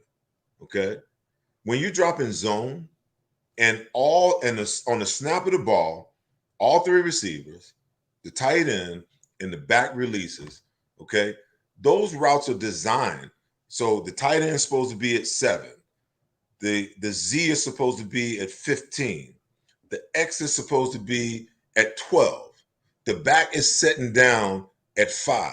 Okay, so by the time the quarterback's back foot hits his drop, guess what happens? He's letting the ball go. He's not letting the ball go because he sees that somebody is open. He's letting the ball go because the routes are run on time. So you're trying to disrupt that. You're trying to disrupt that. Absolutely. Because let's say let's just say that the tight end is the primary, right? And he's got a 10-yard stop route. So if I take my shot at him, that delays his release. So when he's supposed to be at 10, guess where he's at? He's at 8. And if he's at 8 and he's the primary, the quarterback can't wait for him to get to 10. So what does the quarterback do? He goes to the next guy in the progression. So when you're challenging and you increase your odds of that play having failure once he goes to second and third, because like you said, right, Seth?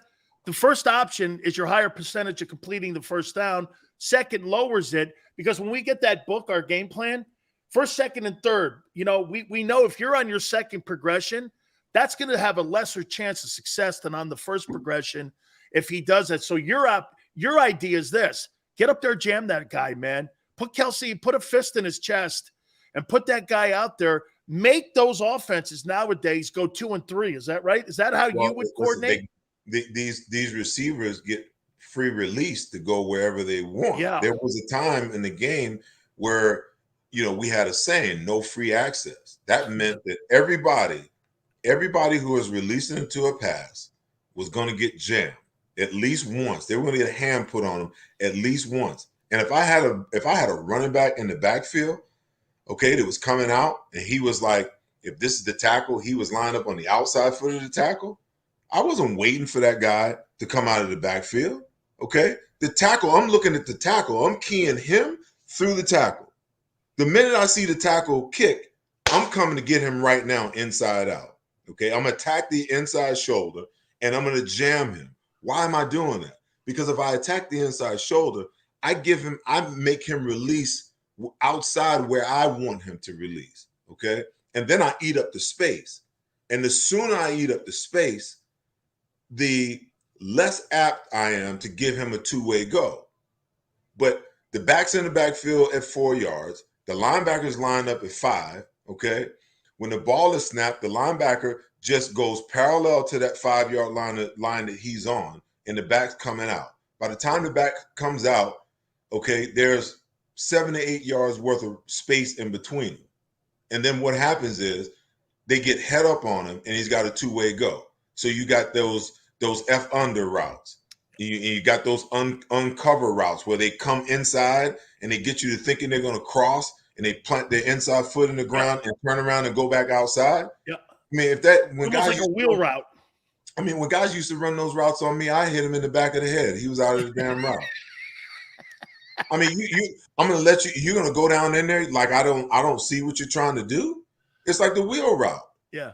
I mean, the wheel route's the same thing. Guy comes out of the backfield. The tight end comes out, and he's running parallel to the line of scrimmage. Okay, what out route is in the route tree where he runs parallel to the line of scrimmage? He's running parallel to the line of scrimmage because he wants you to chase. Because the minute he gets you on the same level that he is, he's going to turn it out into an out. Right. I mean, it's just football smarts to be able to understand that. And when I see these young guys getting beat with that kind of nonsense, it's like, what the hell is your coach teaching you? What kind of information is he putting inside of you, okay, in order for you to win and be successful? But that's in front of a camera too, Seth. You got to have guys that are motivated to do that. And that leads me to Nakobe Dean. Are you concerned that he's only had 3 reps this year? I mean, he's a 3rd-round draft choice, and this kid's supposed – and I get Kaiser and TJ are playing good, but, I mean, Seth, 3 reps? I expected more out of that. And you know what? I'm not saying he's a bust. I'm not anything like that. But I'm saying, shit, man. I watched that kid Lloyd play down in Jacksonville. That kid's killing it down there in Jacksonville, man. This kid can't get on the field. Hey, well, let me tell you something, man. I don't know. I was pissed off on draft day because the information about his pet came out on draft day. And my theory was, okay, you had him at the combine. You had him at his pro day. You had the ability to come in anytime that you want to and work this guy out. Why did it have to wait till the day before the draft, or draft day, to come out that he's got a pec issue? So, okay, does he have a pec issue because he ain't getting on the field? Or did we overvalue him in the top 15 and he fell in the draft because everybody began to see that he wasn't running a lightning fast 40 time. He just had great tape, from his senior year in Georgia. And he's a little dude too, man. Hey, man. Hey, listen. TJ Edwards is playing lights out. The last time I was on with you, Dan, I said, watching Kazir White through preseason, I'm like, this dude may make the Pro Bowl this year. Yeah. And he was, you remember, he was my preseason pick. Yeah, no, I agree with you. The Pro Bowl. Yeah, but after watching TJ, great. I mean, when they go to dime, Kazir White comes off the field. TJ stays in and plays. Dude. I mean, that's just like blows my mind. How much undrafted too, from 1 year to the next. Seth, undrafted too. That dude is old school, filled the gap. I mean, like this. Dude, guard away, centers away. He's in that gap, man. He hits that. I mean, no false steps. I mean, the thing that I'm impressed with TJ, he is a key reader. And maybe that's because he wasn't thought of a lot when he came out of college, Seth. But I'll tell you one thing, and he's got a little bit of that like you, because when you watched you on film, one of the things about that gangrene defense, not too many dudes except for Jerome with false steps. Most of the guys read their keys, because I tell people this all the time. Don't follow the ball. It'll always lead you away from the play. Follow your keys. It will always lead you to the ball. And when you do that, and you've got guys doing that, this guy TJ Edwards, man, reminds me of an old school linebacker, Seth. I mean, he reads those keys. They go away. He's in the gap. He never takes a false step. I'm impressed with him. Let me tell you something, Sil. I was consulting with a pro linebacker in the offseason. And one of the first things I asked him when we were watching film together, I said, what are you keying? What are you looking at? And you want to know what he told me? He said, well, they teach us to, key the back. And I said, what? He was like, yeah, they teach us to key the back. And I said, I'm not trying to like speak in opposition of what you're being coached to do, okay? Because what I'm going to teach you to do is broaden your vision where you can read through the line to the back, okay? I said, but the problem is the quarterback and the running back are the two greatest liars on the entire offensive side of the ball, okay? If I'm a quarterback and, you know, and I want to run the ball to the 2, 4, 6, 8 hole, okay? Why would I reverse out to the 1, 3, 5, 7 hole? Okay, and let me tell you why. Let me tell you why. Because these coaches who teach these guys this nonsense, okay, they're keying the quarterback. The quarterback reverses out. They take a step to the side that he reverses to, thinking that that's the way the ball is going, and they create angles, blocking angles for the ball where it's really going to the 2, 4, 6, 8 hole, okay? Instead of reading the offensive lineman, because they're the one group that cannot lie to you. They're the only group that cannot lie to you. If it's pass, they're setting. If it's run, they're firing off, okay? If it's some kind of pull play, okay, that guard is going to be light. And I can still hear Jerome. He's light. You know, you understand what I'm saying? Yeah, reading splits. And what does that do? That gives you an opportunity to anticipate what's happening. But what you got to do is what I started teaching them to do, okay, you got to key through the uncovered lineman to the back, okay? Now, I'm not telling you don't look at the back, but I was trained to follow the offensive lineman. The offensive lineman never lied. Now, and I told them, there's some key breakers. I've seen teams, you know, go full pull here and turn around and hand the ball, and the ball goes where blocks. Because that defensive end on the backside, always he's crashing like crazy. So they game planning the fact that he's going to crash. So they run the ball back where, you know, he's vacated. I said, but you can pick that stuff up in game planning and film study throughout the week. Those are key breakers to kind of confuse your eyes, you know. But the eyes are the most important part, you know, of playing football. And the great players have really, really great eye discipline. You know, they lock in on what they're supposed to be locking in. They believe what their eyes, you know, tell them like this. There's no self-doubt, and they just play balls to the wall all the time. The guys who really have a problem, and the hardest part with young players, they come into the NFL, they don't have that kind of training that I'm talking about. They don't get that kind of training that I'm talking about, and they struggle. Seth, this was an education for everybody who's been going.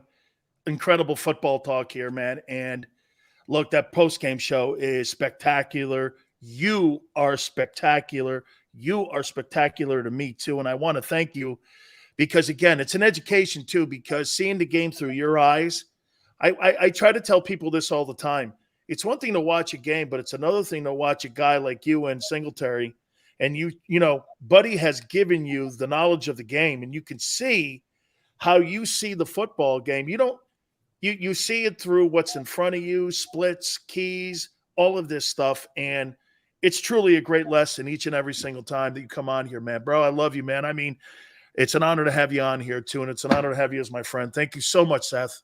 You got it, man. Anytime. I'm busy, but I always make time for big sales. You got it, man. Thank you so much, Seth. I appreciate it, man. Seth Joyner, don't forget, you catch him also on the post-game show, which is the best post-game show around. I mean, not just in Philly, but in my opinion, in the country. Hit the like button. We'll expand on everything that Seth said. Keep it here on the National Football Show. At Pond Lehocky, we've recovered billions of dollars for our clients, and we're confident we can do the same for you. With over 250 years of combined courtroom experience, we've helped over 100,000 injured clients obtain some of the largest settlements in Pennsylvania. One conversation is all it takes to help you and your family get back on track. If you've been injured in an accident, give Pond Lehocky a call. Go to get your game on. Go for the beers. Go for the cheers. Go for the hit and the hits. Go for the stakes and the stakes. Go to get your parlay on. Go to get your party on. Go for the scene. Go for the screens. Go for the gallery. Go for the win. Go to Ocean. Visit theoceanac.com to plan your visit. Go passionately. Go fearlessly. Go confidently. Go Birds! Go confidently towards your goals with First Trust, Philly's hometown bank for nearly 90 years, and the official bank of the Philadelphia Eagles. We're focused on getting you over the goal line. So go with conviction. Go with trust. Go Birds! And go forward with us by your side. First Trust Bank, the official bank of Philadelphia dreams. Oh, and go Birds.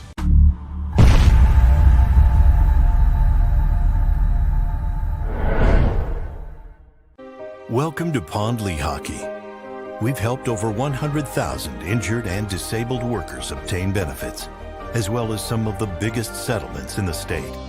If you've been injured at work, give Pond Lehocky a call. Score and save in southeastern PA and Delaware with Colony Pools this football season, and let the experts close your pool with a custom Merlin safety cover in green for the birds. And if you join our Winter Watch team, we'll give you another 20% off, and Colony Pools will handle it all. Keep your tiles on your pool, not in your pool. Fly with Colony right now, Birds fans. Visit flywithcolony.com. Jeff D'Ambrosio, Destination Downingtown's 5-day used car super sale. Jeff puts an end to high prices now. 5 days of the best car, truck, and SUV deals ever. Over 1,000 vehicles, every make and model.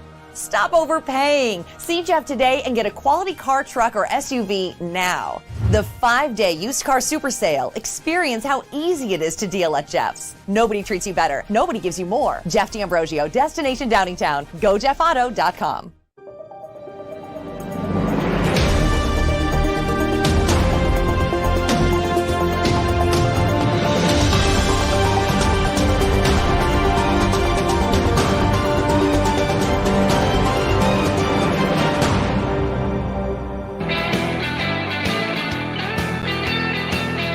Welcome back. National Football Show. Thank you guys so much for coming aboard. Seth Joyner spending an hour with us.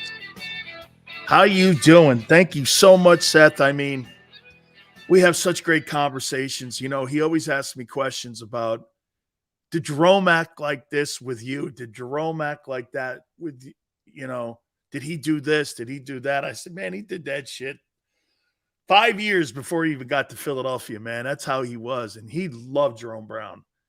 I mean, that was his guy. Those guys were, I mean, he and Keith Jackson, I knew those men. I didn't know Seth that well. You know what's funny? Seth is a quiet guy back then. On the field, he spoke with a big stick, though. Okay? The majority of the dudes on that Gang Green Eagle team, you know who was really a really good guy to talk to? Is Clyde Simmons. Great guy. I'll tell you another guy, man. He lived in Tampa until his passing. Andre Waters. I used to get Andre on my show in DAE in Tampa all the time. And I'd go out, we'd get a bite to eat. Andre Waters was awesome.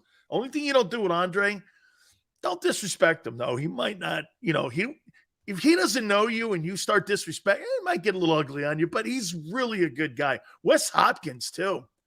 Another one of those guys. That was fantastic. Reggie, I'll tell you this. Reggie reminded me of this guy.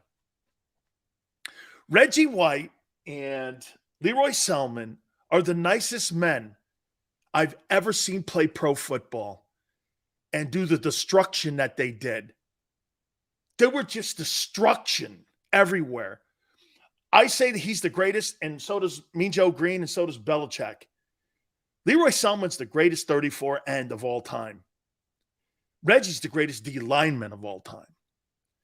And the nicest people never swore. I never heard Leroy Selman say a swear word in my life. Same thing with Reggie. And I was around Reggie quite a bit because of Jerome.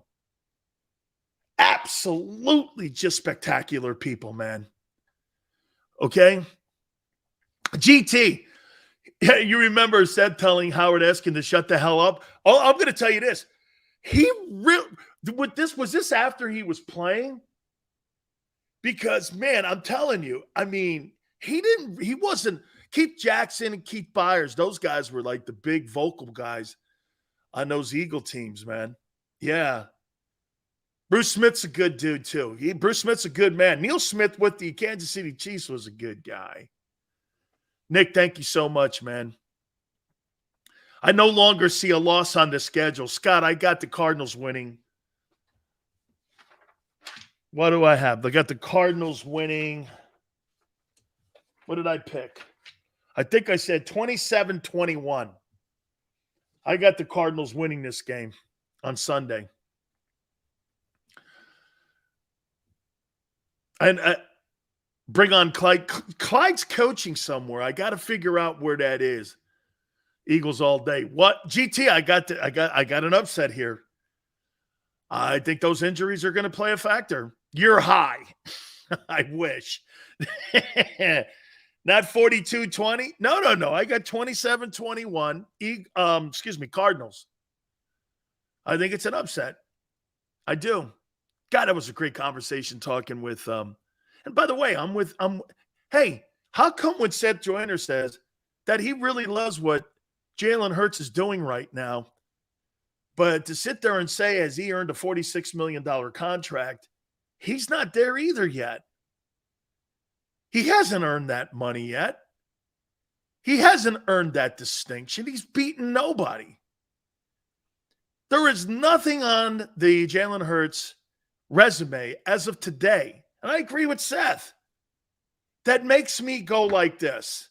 That guy is a $45 million a year guy. Nothing. Okay? I happen to disagree with him on Garoppolo because the record without Garoppolo says a different story in San Francisco. Okay? Get ready to sing on Tuesday, because Tuesday's singing day if it happens. I'm not singing. Birds go to 5-0. Okay, we'll see. Yeah, singing day is not Monday. Singing day is Tuesdays. D. Hopkins has been the Eagle killer. Yeah, and so is Larry Fitzgerald. But, Hopkins, I don't think comes back for 2 more weeks. Hurts sounds like an R-rated Hallmark card. Hey, I think he's been playing really great ball. Reddick needs respect. Hey, get off the bus, dude. About time he got off the bus. Shit. Paying him $15 million to what? Sit on his ass? First 2 games, sat on his ass. Get the fight song lyrics ready. I know him. I got him. I've already done it twice. We're good. Cardinals are undisciplined, and Kyler isn't playing at the level he used to. Oh, okay. So at 25, he's washed like Russell Wilson. He's been figured out. Oh, okay, but not Jalen. Jalen hasn't been figured out after how many games starting now?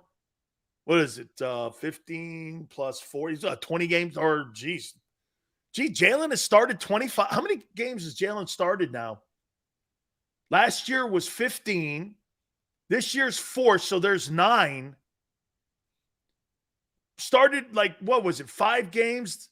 So he's really – hold on for a second here. So Jalen Hurts has started almost 30 NFL games? And I'm still here with this? I don't know. Whoa. 30 games. Let me see here. Well, how many games? Wait a minute. No, this is important here. 15, 4. I might as well just go 5 because he's starting Sunday. So 20 games. And then he started almost 25 ball games. 23 games. And in those 23 games, what's his biggest moment?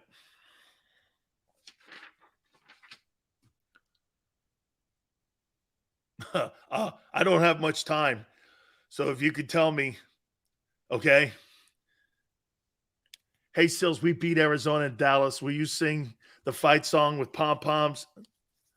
No, I will not. Made the playoffs. Okay, that's a good one. Darren, that's a good one. Made the playoffs. Broncos are done. 13-10. That's his record. That's not bad. 13-10.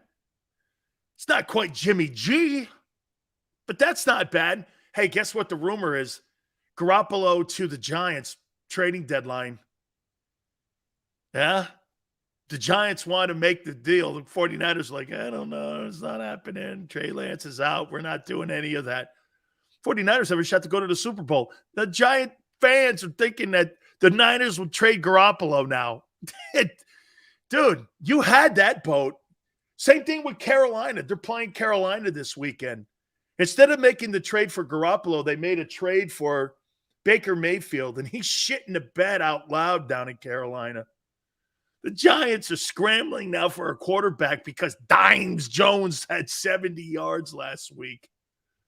You scared, Sills? No. 27-21 Cardinals on Sunday. Whoa, Sills ain't in 2 days in a row, isn't it? Or whatever, 2 of the last 3 days? The Giants have nothing to give. They don't. Reddick said, he's driving the bus to Arizona. Go get him, Nate. About time, man. You're making $15 million. Guy was embarrassing in the first 2 games. So's your glasses. Yeah, I know. I'm working on it. Believe me, I got a new set coming. This will not be worn next week. Oh, no. Maddox, Malott, and Elliott are out. Is that official, Scott?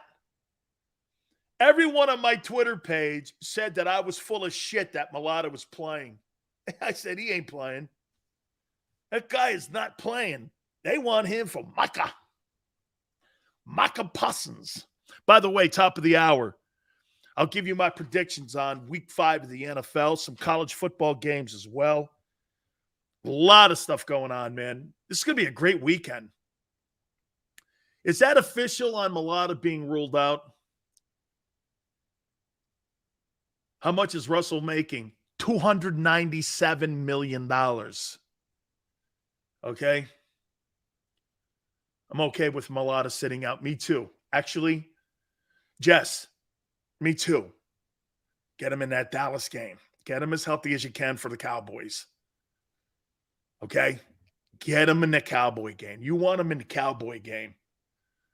I think you can get by with the Cardinal guys. I don't think the Cardinals have exceptional ends. I think Jack Driscoll can do it. I think he'll be okay. I think you can get away with it. Jeff Stoutland's I think they'll be okay. Tar Heels 50, Canes 3. No comment. Hey, no comment. Hey, big pickin'. Always remember this. Russell Wilson may not have or be having a good year this year, but he always goes home to Sierra. So you're kind of like, shit, man, I really played like hell last night against the Colts. I'd still go home to Sierra, though. You know what I mean? Honestly, right? You go home to Sierra.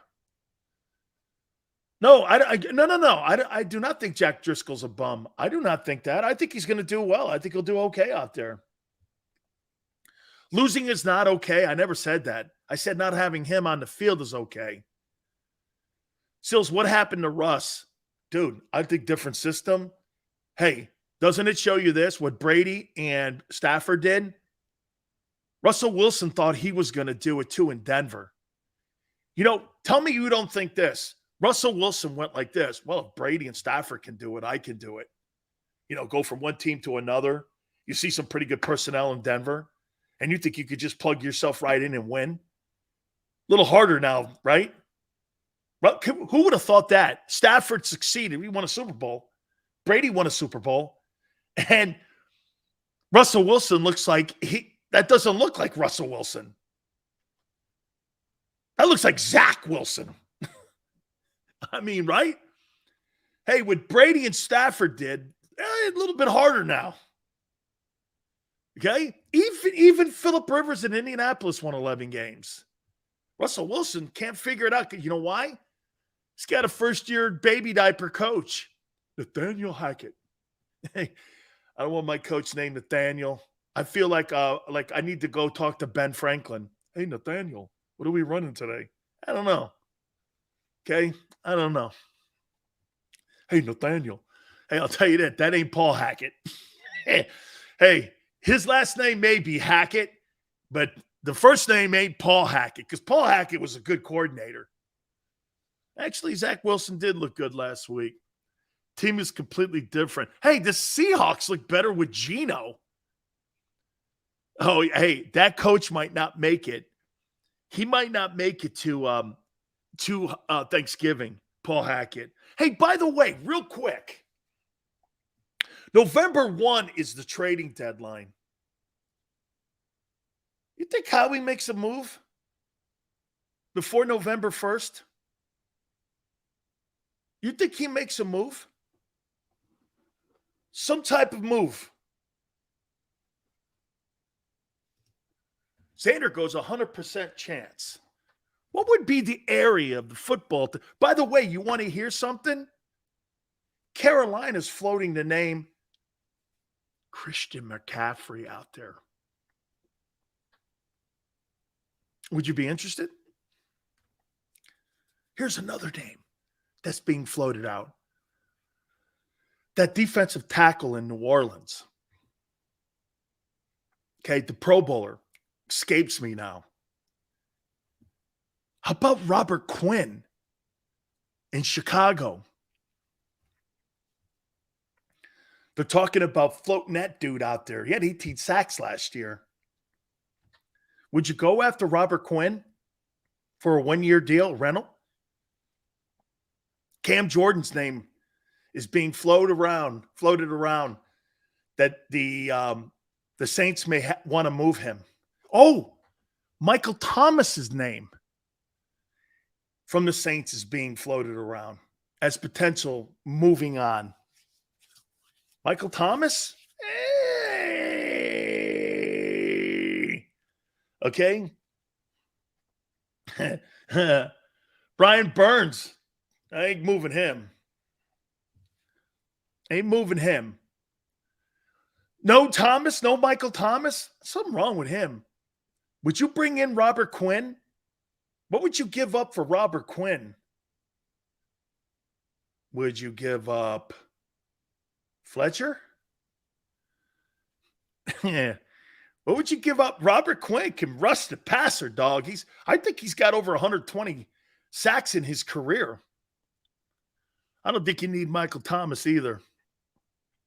I'd like to have that Robert Quinn, though. Robert Quinn's making big bucks, is he? I think he's making $13 million. Well, wait a minute. You got Hassan. That's right. I forgot. You got the guy who got off the bus last week. 4th round pick. That might be a pick. I'm going to use that in quarterback next April. You think he's 32? Well, I don't know. Von Miller was a fact. Hey, look at the guys that made an impact last year. Once you made a move for him. Hey, dude, Von Miller went into Los Angeles, and he was on the other side of Aaron Donald. So if you put Robert Quinn on the other side of Hassan Reddick, and you got 2 edge rushers like that against Dallas, how you doing? You put Hassan Reddick, Fletcher Cox in the middle, Javon Hargrave, you got Sweat in there in rotation. Jeez. That makes some sense. How you doing? Depends on cost. What do you care? All of them are on one-year deals anyway. You signed a guy to a one-year deal, then he goes into an opportunity to go to a free agent market, and you tell him, hey, come here and try to win a Super Bowl, and you'll be like Von Miller, signing a big contract in the offseason, and he gets to pick another team. Who cares? You have a guy like Robert Quinn, and he helps you win the Super Bowl, and he wants to be a free agent in the offseason. Who gives a shit? Go ahead. He's 32. Go ahead. You're not going to have to give a lot of equity up for the guy. The Bears know that. The Bears want to dump the salary. They don't want to They're not looking at draft picks. They want to get under the cap to try to rebuild that team up there. Dude, they got all kinds of problems in Chicago, and cap is just one of them. They need cap, and also they need draft choices. Two worst things you could tell somebody. Here's what the Bears have. You got a young quarterback you're not developing, a first-year head coach. You're shit against the salary cap, and you have no draft equity. Good night. You're going to be in purgatory for 5 years unless you rebuild this thing. And see, some teams do it this way. They rebuild football teams half-ass. They think they can do it on the fly. Well, you got to have a quarterback to do that. They rebuilt that New England Patriot dynasty 3 times because they had Brady in the building. That's why they were able to do it. When you have Brady in the building, you can restructure deals, bring in new guys. Don't have to worry about the cap. He doesn't play like he's 32. Dude, I looked his – hey, you know what the most stunning thing about Robert Quinn is? The most stunning thing about Robert Quinn is the number of career sacks he has. I mean, this guy – how many career sacks does Robert Quinn of the Bears have?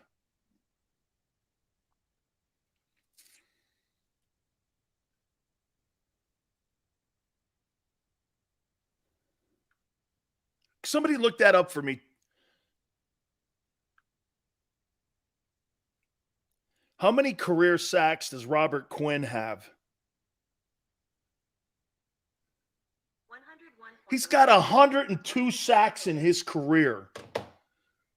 Dude, you would have told me that Robert Quinn, okay, has 102 sacks in his career. Is unbelievable. Bears will take Dillard. I don't know if I'm giving Andre Dillard up right now on the trading deadline. I need to have depth at the O-line, and it's not going to work for me. I'd rather stick with what I have.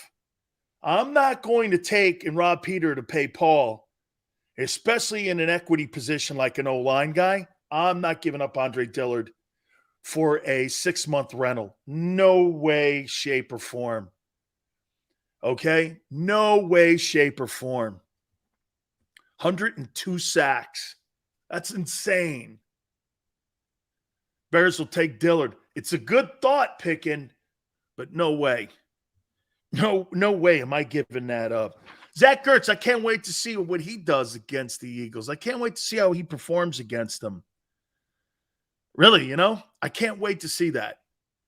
Dude, man, that guy's got 100. Hey, I know, right, sports? Dude's got 102 sacks. You could have sewed my head to the floor on that one and said, hey, Robert Quinn's got over 100 sacks. What? There's guys in the Hall of Fame who don't have that. Guys in the Pro Football Hall of Fame. I can't wait to see what Zach Ertz has played. I think he's averaging like 45 yards a game. Okay, so, I mean, he's on pace for around 700-800 yards if you're looking at it. Close to 900 yards, actually, if you think about it. So Zach's actually, it's been him and Hollywood Brown that have carried the mail for the Cardinal offense until they get DeAndre Hopkins back. Cardinals are going to be a really good football team when they get Hopkins back. I'm still suspect on them on the defensive side. I just don't think they can really generate a pass rush, and this is why I think they're sitting Mailata. So you guys are telling me on the Mailata deal that he's still doubtful? They've labeled him as doubtful. They should. Yes, Seth lives in Arizona. Hey, that's where you go when you don't want to pay state income tax. He's one of a billion. Dude, Mike Golick lives there. Dude, Charles Barkley lives there. Okay? They all come back and forth to Philly because that's what they do. But, yeah, I mean, Charles Barkley lives in Phoenix. Yeah, the weather and all that. Yeah, no, plus the taxes. I'm suspicious with, hey, you should be nervous. Mailata did not play. Yeah, that means he did not practice, so he's probably questionable. They'd probably have him listed as doubtful. That's what you would probably do. You would list him as doubtful going into Saturday, and then game time, they would say that he's not going to probably play. Hurts is a caboose now. He used to be the engine. Okay. Hey, Rick Tocchet too. He does. Rick lives in Phoenix too, man. I love Rick Tocchet. Love Rocket. All right. Week 5 of the NFL. We'll talk a little bit about what happened with Russell Wilson. How about Howie doing the right thing and not making the move to get Wilson? Can you imagine seeing Russell Wilson in Philly playing like that? He'd get annihilated. Wow. Man, what happened to that guy? Frank Reich may have actually saved his job. Some college games. Should be a great college weekend. Please hit the like button. Keep it here on the National Football Show. The greatest fans on earth. It's a bold statement, but would you expect anything less from Philadelphia? 58 years of heartache creates a toughness, a grit, a resolve not found in most. Sure, our prayers were answered, but now that we've had a taste, we're looking for more. Pondley Hockey, official partner of the Philadelphia Eagles. Action News at 11 with Rick Williams. It's the team you trust to bring it all together. The stories that impact your community. A sports roundup for the locals. And the AccuWeather forecast you depend on. Action News at 11 with Rick Williams. Go to get your game on. Go for the beers. Go for the cheers. Go for the hit and the hits. Go for the stakes and the stakes.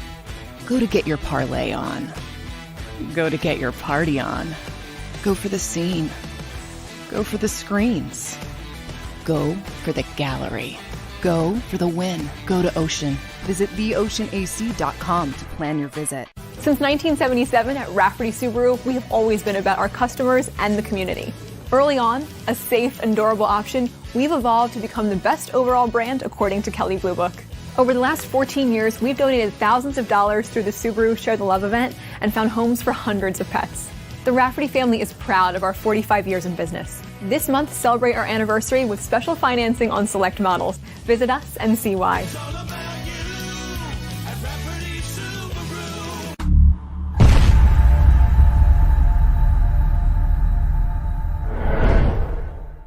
At Stateside Vodka, every new customer gets the world's best rocks glass.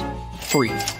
What's that? A rocks glass? You're telling me that bottle is cut in half? You could say that.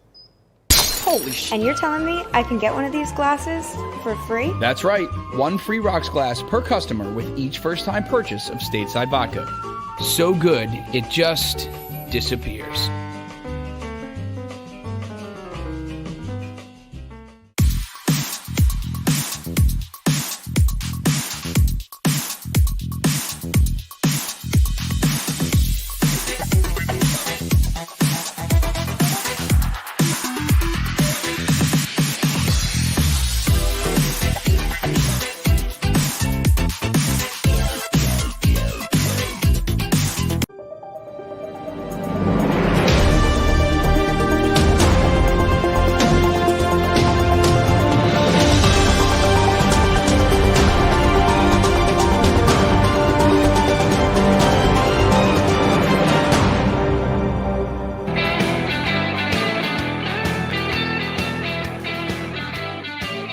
(27-21) Cardinals over the Eagles on Sunday. How you doing, everybody? It's okay. It's okay. You got the Cowboys on the other side. Don't worry about it. Nobody's going to say anything negative. This is about collective wins, and it's not really about 1 week. Okay? It's about a collection of games. It's about like, watch this. How many times have we seen this? Well, this team really played well, and they're playing well. But then you put them all together, and at the end of the year, you're like, really played great early, but they kind of limped along at the end. And you want your guys playing the best ball. Hey, I'd rather take a team that's 10-6 than 13-5 or 13-4 that's not playing well down the stretch and loses 3 of 3 of 5 ball games going into the playoffs. You got another team playing their asses off. And another team is hot as ever. They get in and they just start winning ball games. It's kind of what the Bengals did last year. Okay? It's kind of what the Bengals did. By the way, appreciate everybody. Hit the like button here. Don't worry about it. Don't worry about it. It'll be all right. You guys be. So last night we saw this ball game. I want to look at week 5. And it started last night. Colts over the Denver Broncos 12-9. Am I right when I say this? That the Denver Bronco offense has put up 20 points. Wait a minute. 9 and what was it, 12? Or was it 11-10 against the Niners? So am I right when I say this? They've only put up like 20 points in the last 2 weeks with Russell Wilson. Is that right? Okay. Jesus criminy. What has happened there with that? I'm going to make a point. You see those injuries last night too? So the NFL wants to play these Thursday night games. I'm all for it. But what you need to do is put another buy-in to get the players rest. If you don't want to have Case Keenum versus Nick Foles in a conference championship game again, you better put another bye week in. If you want to protect the health of these players and you want to make sure that you have Brady versus Stafford in conference championship games, you better put another bye week in there. You're traveling them to Europe. They're going to that stupid London game. Then you're turning around playing them on Sunday night, Thursday night. Put another bye in. Oh, wait, that means I got another week of paying guys for not working? Look how like cheesy and cheap. Hey, there's 2 good words for the NFL. Cheesy and cheap. That they really are. Don't you want the best product? Brady's right. It's shitty football right now. Hey, I wouldn't put it over on him too. He ain't playing the best ball. Bucks don't look that hot. And he don't really look that good.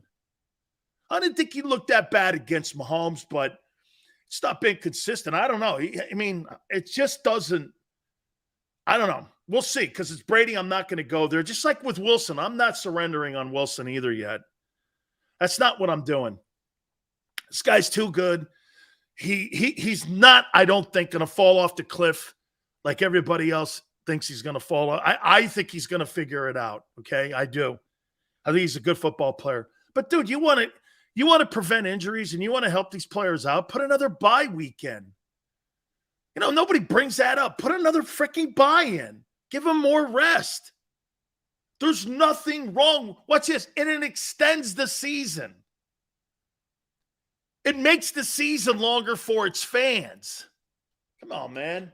Dan Sileo can't figure that out. They probably figured it out, but went, why? Right? Why? But, dude, I want to see quality product. Yeah, you know what, though, Brian? I thought that was really the worst of the worst Thursday night games. I thought they've been pretty good, and they got pretty lucky to start out this year. But if you're Amazon, you can't put that out there like that, man. You can't put that out there like that. All right, let's take a look at Week 5 of the National Football League here. Green Bay is going to take on the Giants. I got the Green Bay Packers now running their record to 4-1 on the season. Green Bay's going to be 4-1. Okay? And Aaron Rodgers is – watch this. I don't know, Green Bay, they beat the Bucks. Okay. I look at the Green Bay Packers schedule and they're 4-1 after they beat the Giants 30-20. I look at them and go like this. I don't know. Have they really been tested? I get he's beaten Belichick and Brady in consecutive weeks. I get it. But the Giants, what do they have to offer? Daniel Jones? No way. Packers are now 4-1 on the year after Sunday. Bills take out the Steelers. I think Pittsburgh, I don't know. So, no, the new standard in Pittsburgh is Mike Tomlin not having a losing record. I thought it was winning Super Bowls. 38-17. Josh Allen runs his record to 4-1 on the season. Okay? Richie, Dan Sileo cannot figure out algebra. Hey, Richie, bottom line here is I got a degree at Miami where my degree folded in my back pocket. I didn't have to put it on the wall. How you doing? Good night. My degree folded, you know, when you get drafted in the NFL, you know, they give you some money and you go and, you know, play a little bit. That was my degree. Folded, put it in my wallet, and, you know, said, didn't say Dan on it, said Hamilton's and shit like that. So that was my degree. Most guys that come out of Miami, they're playing a football program, you know, they put the degree in your pocket, you know, you don't really have to put it on the wall. People put their degree on the wall have no money. Okay. Chargers over the Browns in a close one. 28-20. Chargers get that baby rolling again. How you doing, Ruiz? All good, brother. 3-2 Phils. Red October.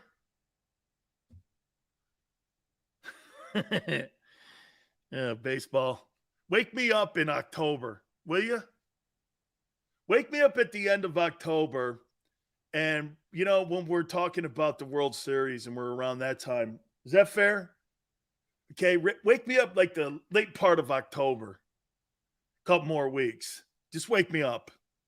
Hey, you know, I'm sure everyone's enjoying themselves in the wild card games. I know. Later in October, Brian, thank you very much. Thank you. Sills! Hey, I feel like I get electrocuted in here sometimes, man. Vikings. This is like a power ranking game.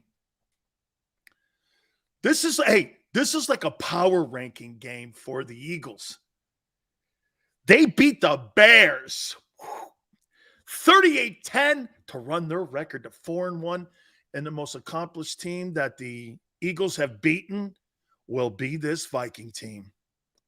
Yes, sir. Keeps your power rankings up. Come on, Minnesota. Or as some of the people that where I'm from, come on, Minnesota. Let's go, man. Keep that baby rolling. We got to look good because everyone else we played is shit. Come on, Minnesota. 38-10. Minnesota Vikings win. Patriots. Oh my God. No, this is a horrible showing for the Eagles here. Patriots over the 1 and soon to be 4 Lions. And a close one, though, 27-25. Yeah. The greatness of the 1 and 4 Lions. See, Lions 1 and 4, Vikings 4-1. Okay, that kind of washes it there.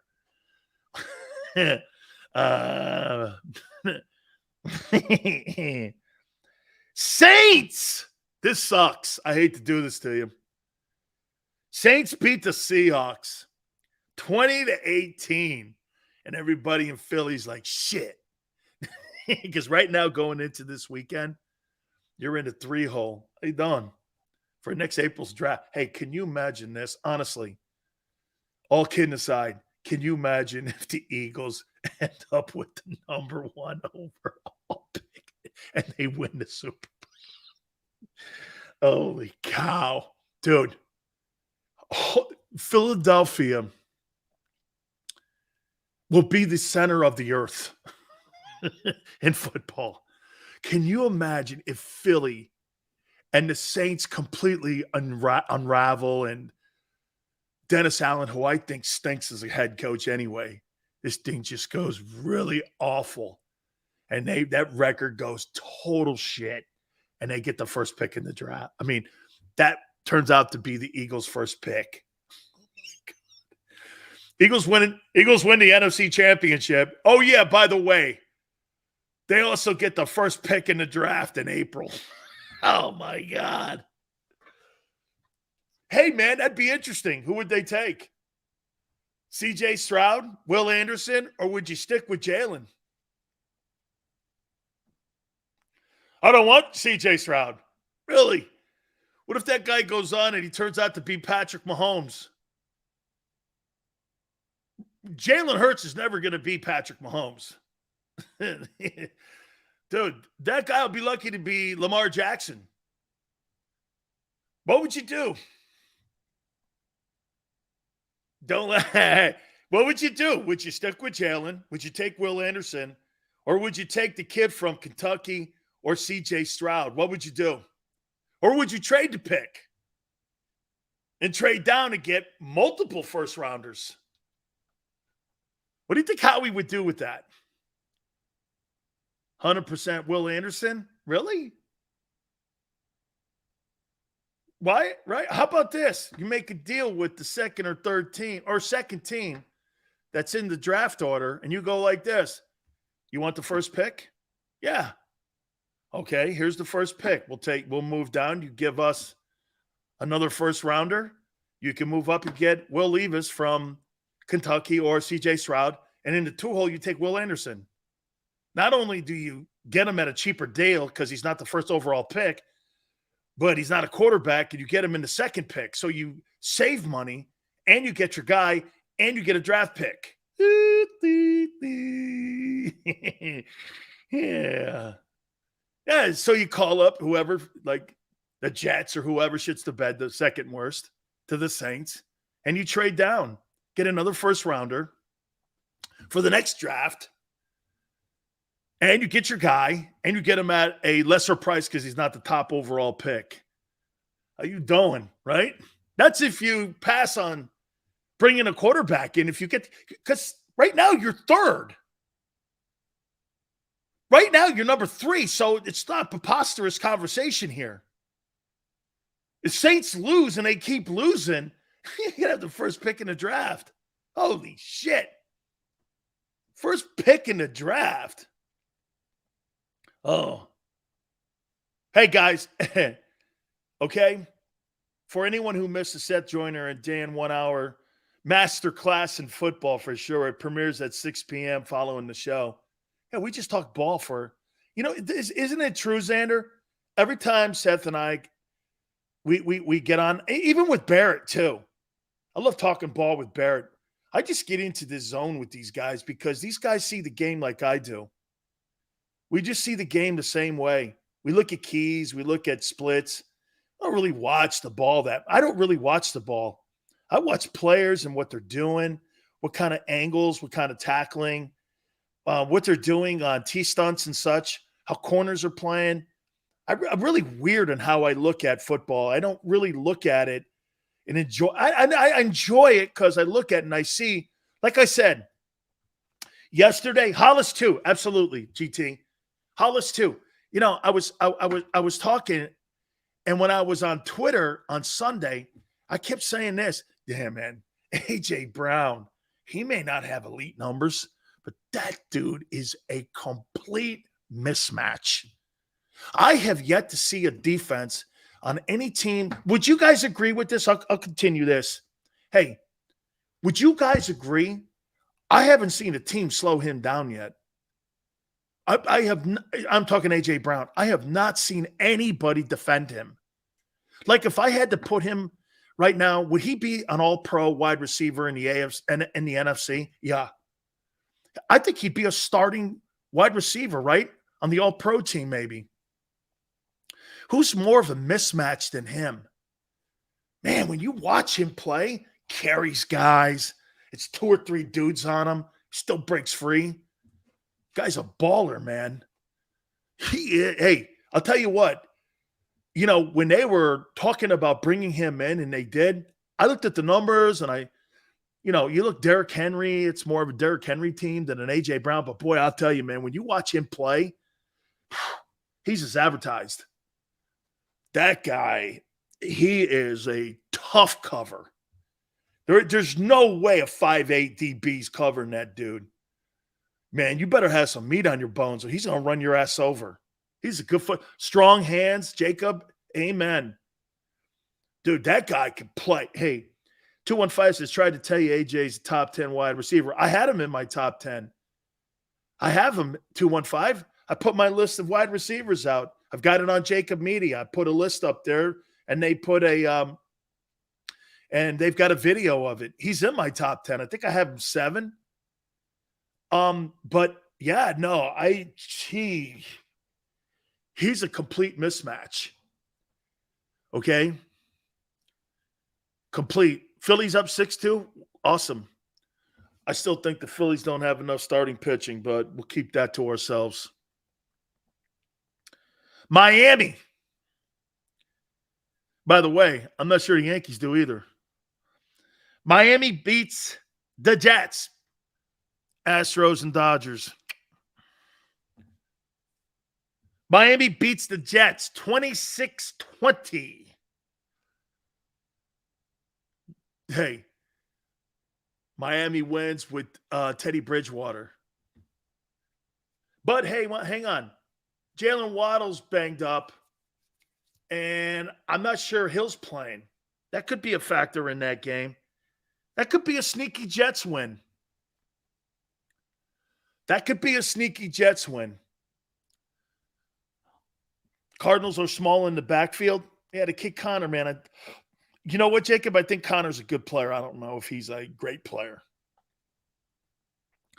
Dan, I think you even said you would rather have AJ than Deebo Samuel. No, I said I'd take Deebo. But like this, razor thin, Brian. I just think Deebo does more. Jet sweeps, shit like that. You run him out of the backfield. Now, that's by design. I'm not saying AJ Brown can't do that, but they're not asking him to do that. They got a better, I don't know. Kyle uses him differently, and Nick doesn't really have to use AJ Brown that way. You feel me? I mean, I think you could flip a coin and you're going to be happy with both men. You know what I mean? I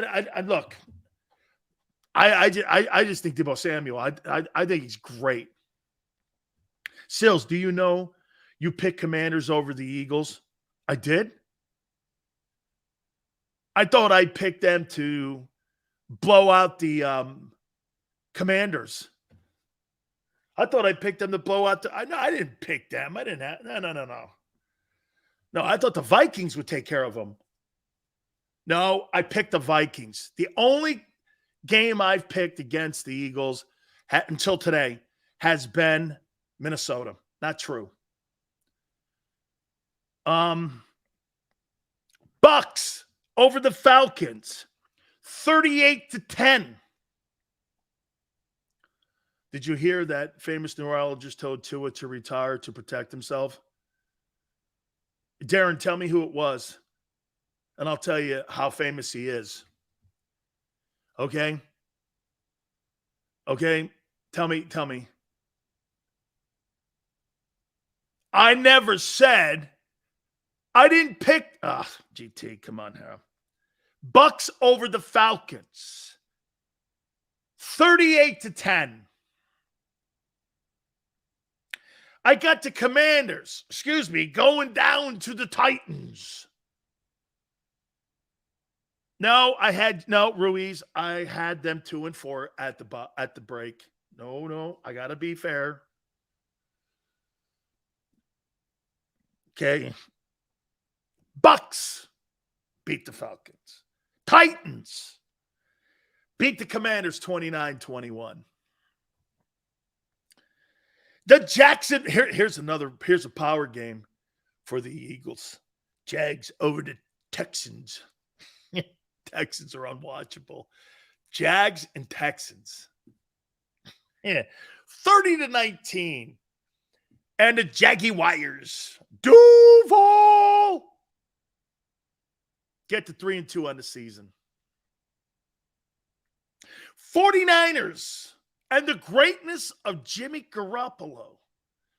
If Garoppolo wins on Sunday, Xander, if Garoppolo wins on Sunday, he's 40-19-0.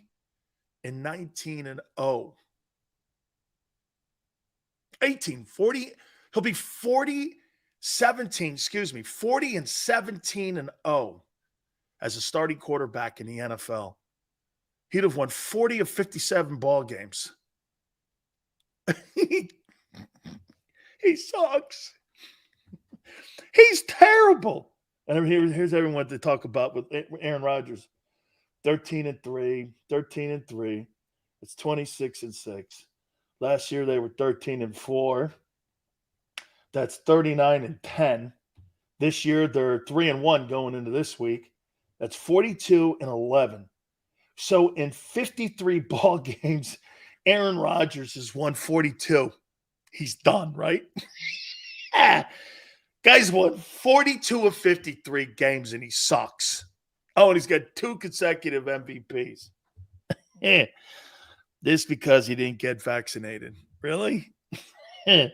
How come he takes more shit than Kyrie Irving? That's a different topic, you know. I don't want to turn this into the Dr. Fauci show. He's won 42 of 53 games. Yeah, he sucks. And what was Jalen again? 13-10? This guy's won more games in 1 year than Jalen's won in a career. Or as many.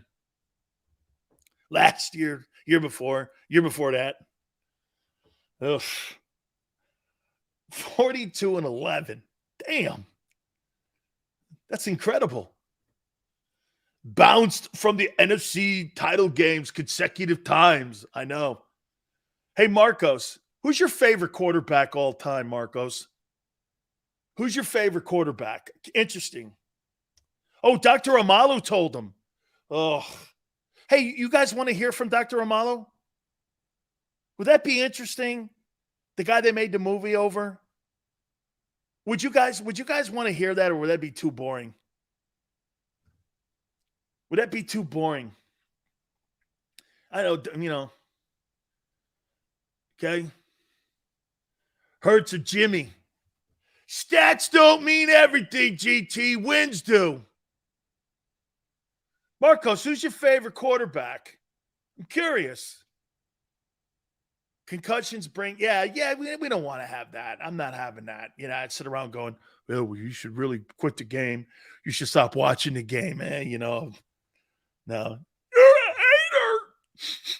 There you go. Keep it up. Keep the faith, Otto. By the way, my aunt loves you, man. Yeah. Keep it up. Keep it up. Let's see. Marcos, who's your favorite guy? I'm curious. Who's your favorite quarterback of all time? Invite to talk about Tua. You know. Yours is Steve Young. Played high school football against that dude. How crazy is that, right? John Unitas. My uncle played against him. Boatload of times. Marcos can't tell me who his favorite quarterback is. It's all right. It's all right. I've always been partial to Unitas. My favorite quarterback's Joe Montana. I'll take him over Brady. Just me. I saw what that guy did in a very rough NFL. Like Seth said, you imagine Jerry Rice running around with no one touching him, playing. What would Jerry Rice do to Jonathan Gannon's defense? What would Jerry Rice do to that defense? Hey, we want to keep everything underneath. Don't hit the wide out. Don't jam Rice. Okay. Okay. John Elway, another one, man. Tell you ran high. Betty, see Otto? These Philly guys give me shit, honey. It's all good. Get Donovan Mcnabb on the show. No, he won't come on a show like mine because I'd ask him hard questions. Then he'd call me a racist. And then you know what happens when you call some, you know, it's see, by the way, that stuff doesn't bother me anymore. I laugh at it now. Like I laughed at a guy. Sanders like, stop talking to these. And he's right. Like Seth too. Okay. I'm sure Xander this weekend's not going to tell Seth to shut the hell up on it. Seth too, he goes, my wife says the same shit. Why do you talk to these box of rocks? Okay. Hey, Paul, I'm working on TO. I'm working on T.O. Okay, I am. I'd like to get I would love to get Favre on, but I don't know if I have a connection into the Mississippi State Correctional Facility. I don't think they have very good Wi-Fi. It's like Rob Ellis's Wi-Fi. Xander, is that right? I hear the Mississippi Correctional Facility there in Starksville doesn't have a very good, they don't have very good internet. It's like Rob Ellis's internet, and it freezes and this, and I don't know, man. Maybe if Favre could get some of that, welfare money, get better Wi-Fi, because he's going to need it. This guy's going to do more time than Martha Stewart. Jerome Brown, of course, is my boy. One of my dearest friends. Miss him daily. T.O. retweeted your tweet. Oh, wow. I'll have to check that. Man. No, he responded to it too. Yeah, no, man. Hey, I apologized. Did he do the apology? Did he retweet my apology? I'll finish up the scores here. Is that what he did? Oh, I said that he was a shitty teammate in 2020. And I said, yeah, I owe T.O. an apology. It's Mcnabb and his petty ways.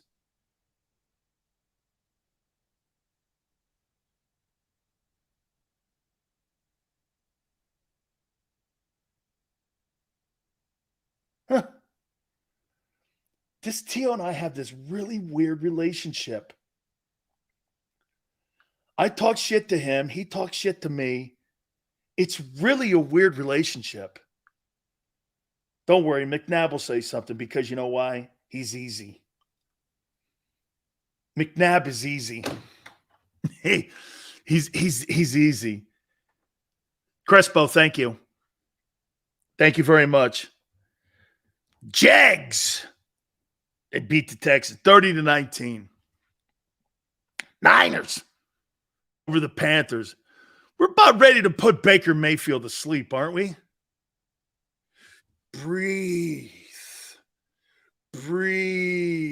You're in the NFL electric chair, Baker. Breathe. You know what the NFL electric chair is? That's when they zap you and your career's over. Breathe. Do you want to go with injection, or do you want to go with a hot seat? Tell me, how do you want to do this? Baker, just about over. Yeah. The sodium pentothal is working. Yeah.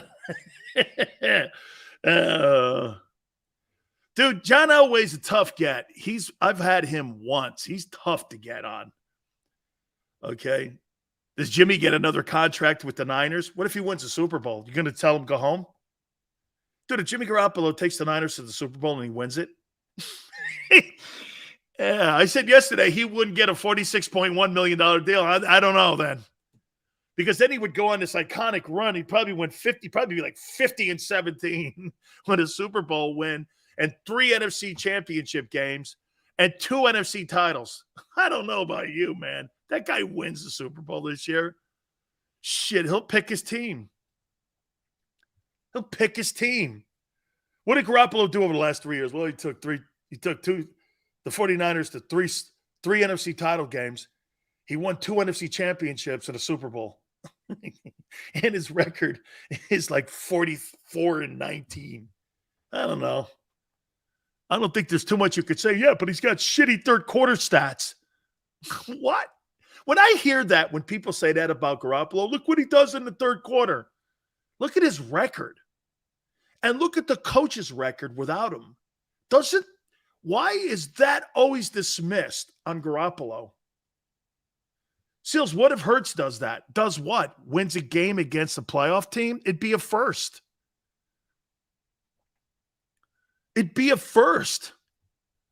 Jimmy G folds like a lawn chair, Seals. He does?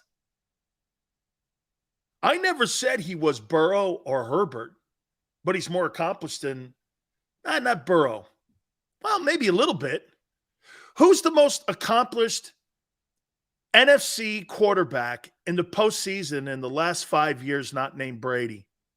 Can you tell me who's active? In the last 5 years, Is it Rodgers? No. Is it Stafford? He got a Super Bowl win. He's won 4 playoff games. Jimmy's got 5. He does have the Super Bowl. But he's 4-3. Let's see. Who else in the NFC? Let me think. It ain't Jalen. 0-6 versus playoff teams. Shit. 0-6 versus playoff teams, and your greatest win is over Kirk Cousins. How you doing, Kurt? Keep the faith, baby. All around. Hater. So let's see. Not named Brady. Stafford, you got to give it to him because he won the Super Bowl. Garoppolo's more accomplished than Rodgers in the postseason last 5 years. Russell Wilson. Now he's in the AFC, but okay, you can't count Wilson. He's in the AFC now. So who's more accomplished than Garoppolo outside of Brady? Stafford? All right. So he's 2. Yeah, but his stats in the third quarter, and he's 42% when it's 3rd and long. You come up with all these like political talking points to make your agenda sound right. Instead of just doing this, well, there's a beginning of the game and there's an end of the game. And there's a record. And the coolest thing about sports, unlike the scumbags that are in political talk, you can't move the scoreboard. And you can't move the one-loss record. Okay? Foles doesn't have as many. And Foles is in the AFC now, so, he don't count. Okay? He's in the AFC now. He's over with the Colts. By the way, I'm going to make a point to you guys. I said it. Did I not? I made a prediction. Nick Foles is going to be starting against the Eagles at Lincoln Financial versus your boy. Woo! Little Nicky Foles is coming home. He's in the AFC too, Jeremiah. Mahomes. I said NFC. Breeze, yes, is retired. Yeah. Hey, statue. He's coming home. Who's the starting quarterback for the Indianapolis Colts? Nick Foles. You watch, I said this. That thing with Matt Ryan don't look good. And Pill Popper, Jim Irsay? Hey, get rid of Wentz. Yeah, that thing's working out well. Shit, at least they won ball games last year. Played a good stretch of football, too, this year, man. I don't know.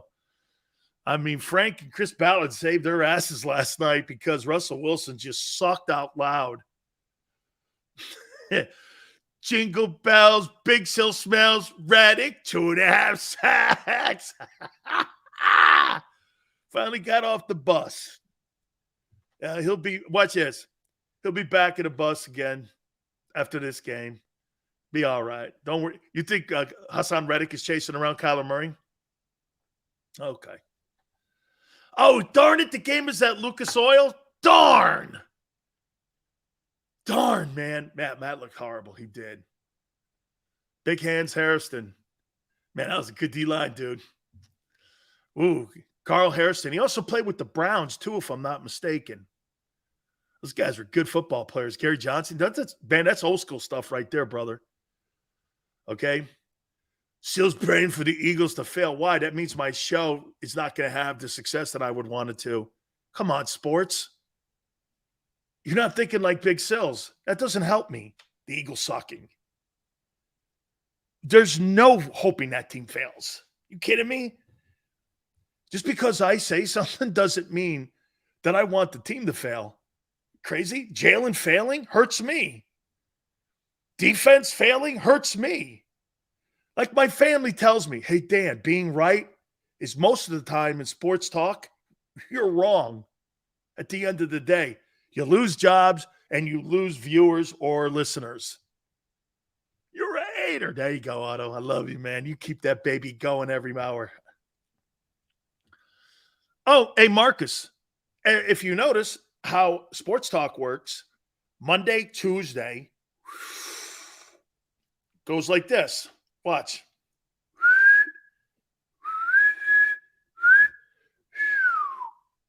That's how it goes. It's gone like that in my career for the last 34 years. Mondays, Tuesdays, Wednesdays, Thursdays, Fridays, Mondays. That's with the sports radio stations too. We all go through it. And then in the offseason, that hill's smaller of a climb. Football season, the hill's here.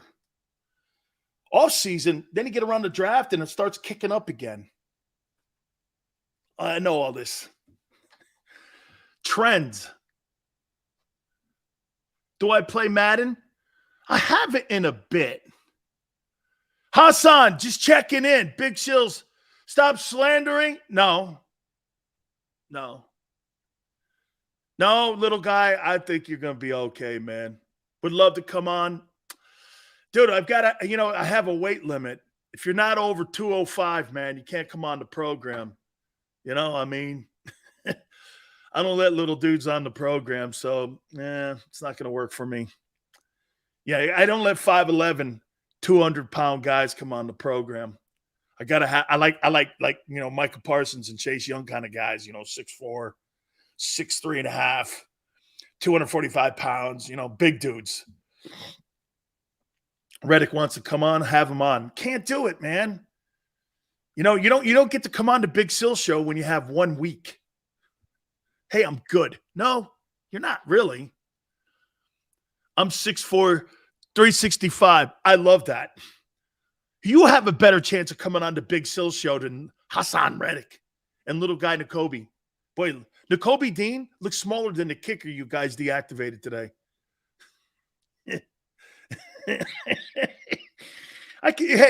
When the kicker stands next to N'Kobe Dean, I can't tell the difference, man.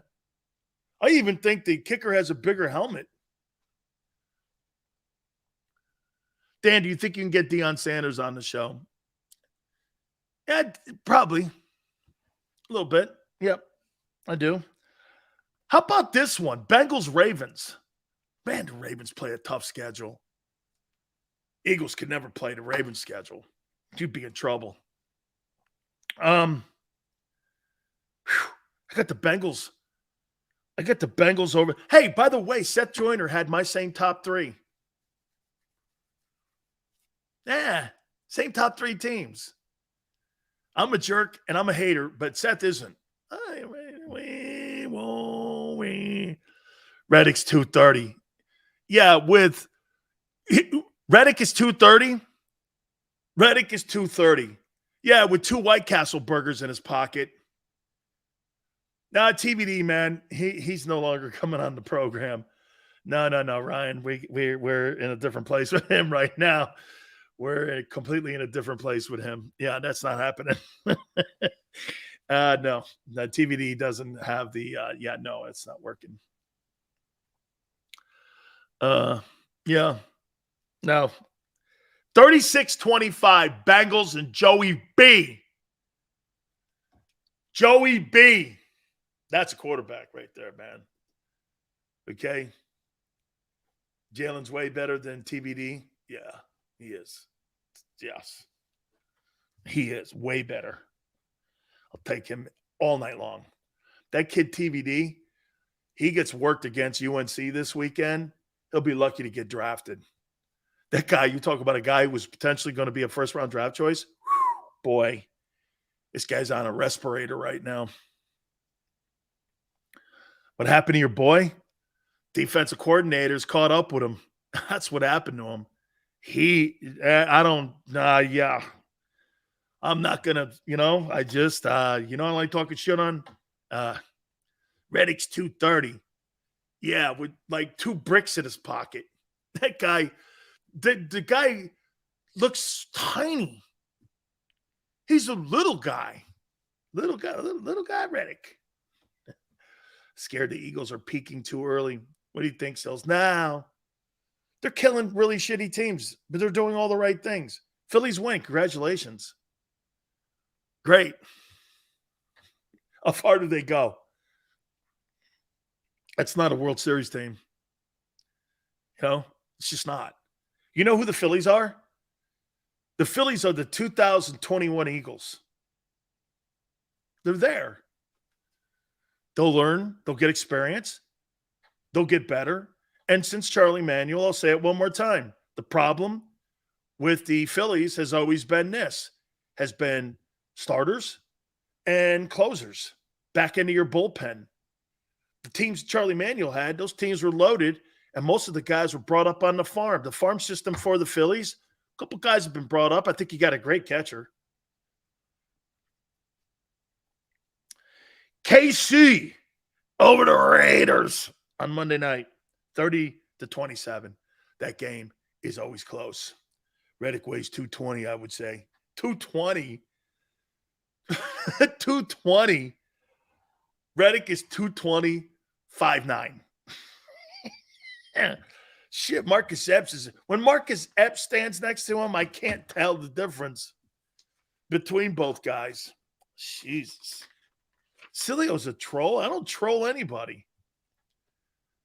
I want to see a roundtable with Owens, Deshaun Jackson, and Mcnabb. Mcnabb would never go for that because he'd be called out for what he is. A shitty teammate. Big hater Sills. Oh, man. Raiders suck. Josh McDaniel better get it done. 230 and Sills, though. He weighs 205. Yeah, he was I mean, the guy he ain't, no. Raiders. Vegas sucks. Vegas never sucks. I lived there. It's fun. All right, I got to take a timeout. Football Friday. I'm going to talk more about my prediction and why I picked the Cardinals. Hang on here.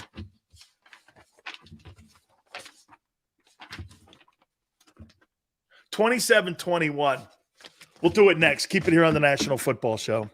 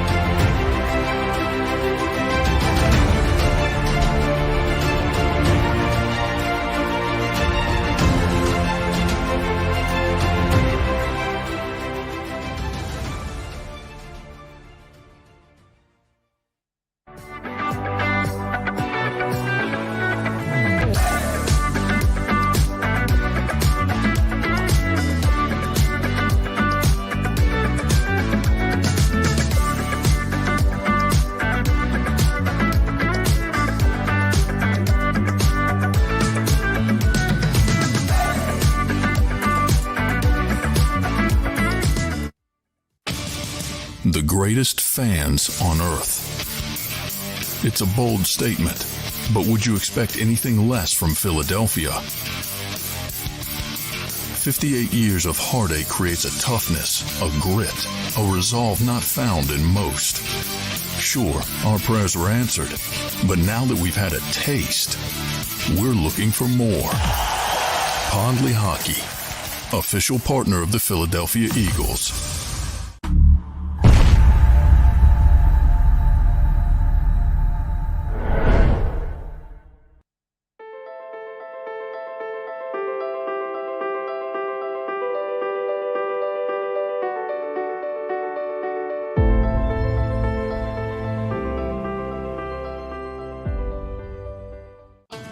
The faces you know, the team you trust. The Delaware Valley's leading news program, Action News. Go for the beers, go for the cheers, go for the hit and the hits. Go for the scene, go for the screams, go for the gallery, go for the win. Go to Ocean.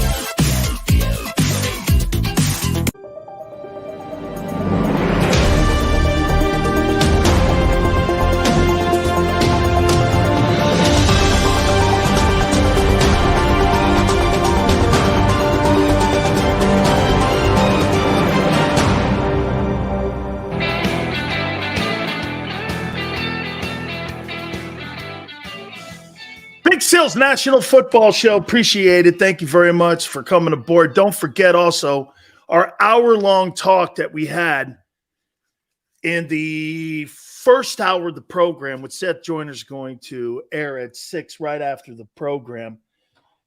I just got a text from Luther Campbell, and he goes, Sills, 4 starting quarterbacks from South Florida are starting this weekend. Is Jacoby Brissett? Is Jacoby Brissett a South Florida kid? Geno Smith, Lamar Jackson, Teddy Bridgewater. I'm trying to think of who the other kid is. Starting from South Florida. Hurts is from Texas, right?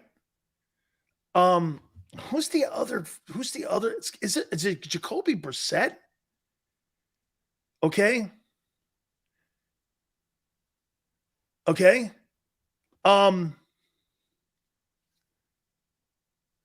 Yeah, I'm trying to figure out who they have in there. Geno Smith, Lamar Jackson, and Teddy Bridgewater. I can't think of the other guy. Okay? I can't think of the other guy that's starting in the national. It's got to be Jacoby Brissett, I think. Mac Jones is not a Florida kid. I can't think of the other guy, man. It's Jacoby? Okay, Xander. Oh, the Saints quarterback. Jameis Winston.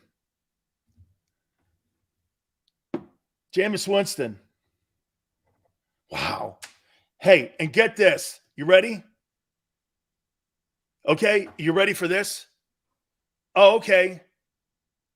Yeah, no, it's Jacoby. Hey, get this. Not one of those kids went to UM. That shows you how shitty our recruiting's been in the last 20 years.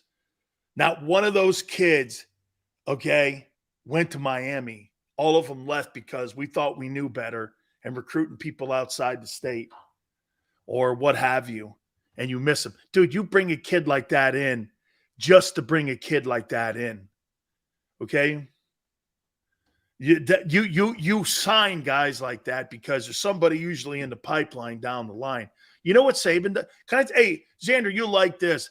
By the way, I think Alabama, even without their quarterback, because I believe it's in Tuscaloosa against A&M, they're going to win that game just by not a lot. And I heard that Bryce Young is a game-time decision. I don't think they're going to need him because I really don't think A&M is all that hot this year. You know what he does? He'll go into a place like Woodrow Wilson in South Florida, and you know what he'll do? He'll go in there and say there's a 3-star kid, Xander, say there's a three-star kid like at Woodrow Wilson or Palmetto. You know what Nick Saban will do? He'll give that kid a scholarship, knowing full well he's a good player, but there's a sophomore he wants. He wants like their OT, like the kid from Okeechobee, the kid Neal, the lineman. He recruited a kid ahead of him so he could get Neal. Smart, it's brilliant, because then you build a relationship up with those South Florida coaches, and that coach thinks he's got a pipeline to Saban, and he does. That's why when Saban goes into Edison or any of those places in South Florida, Palmetto, like I said, even in Columbus, he goes to Columbus High. He'll go in there and he'll recruit a kid that's a 3-star guy, knowing full well he truly wants the 5-star guy. And that's how Miami used to recruit back in the day. But now, it's ridiculous. Michigan versus Penn State next week. Michigan's got Indiana this week. Keep an eye on that game. I'm not saying they're going to lose it, but keep an eye on that ball game. Okay? Keep an eye on it, okay? Just keep an eye on it. Look, like I said, I think the injuries are going to play a factor in this ball game for the Eagles going on the road to play Arizona. That's why I got the Cardinals winning this game 27-21. I don't think they're going to play poorly. I just think they're going to try to get everybody healthy for the Cowboy game. And I don't think they're not going to play hard. I don't think this game's not going to be not competitive. And by the way, do I think the Eagles? Absolutely. If they can withstand and I really don't think the Cardinals have that much. That kid Zach Allen's pretty good. And I really don't know about JJ. I don't know what he has. But look, JJ Watt versus Jack Driscoll, I'll still take Watt on that matchup. You know, I'll still take him on that matchup. Okay? You know what I mean? So I think this, again, and I think Kyler Murray, dude, like I said, this is more of an indictment on Kyler Murray. Dude, you got to beat Jalen Hurts. You're paying you $46.1 million to lose to a guy making 1.4. You earned. That's why, like I said, this is a big game for Jalen in a way, because he starts beating these two $40 million quarterbacks back to back. Let me tell you something. These next 2 weeks, if Jalen beats those guys, what could I possibly say after the Dallas game? Oh, I may not think much of Kyler or Dak, but at the end of the day, the league does. And the league's paying those guys max money. Whatever you think of Jalen Hurts, if he starts beating quarterbacks with max money, you have no defense. See, that's how I look at it. Okay, well, that's why I defend Garoppolo. You have no defense on Jimmy. He folds in post games. So does Aaron Rodgers. Okay? Rodgers is making $50 million a year. And in the last 5 years, he's outplayed him in the postseason, Garoppolo. Jimmy ain't making $50 million. Oh, he sucks. You know, his percentages here and there. He folds like an armchair. Okay. Guess what? So does Dak.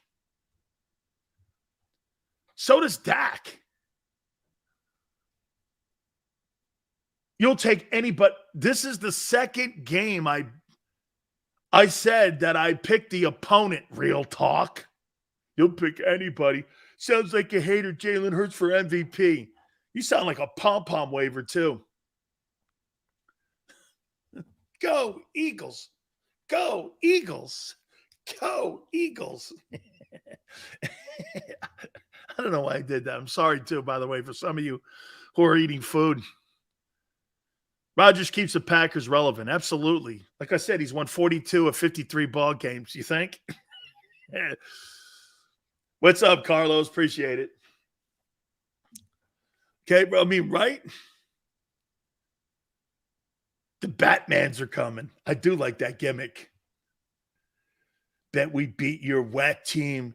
Haterade. Oh, prepare to sing. Oh, okay. Remember Tuesday, 4 Eastern. Okay? 4 Eastern. On Tuesday, that's singing day. Another day with Sills. Marcos never answered my question of who your favorite quarterback is. You know why? He didn't want to tell me because I would bring up his postseason record.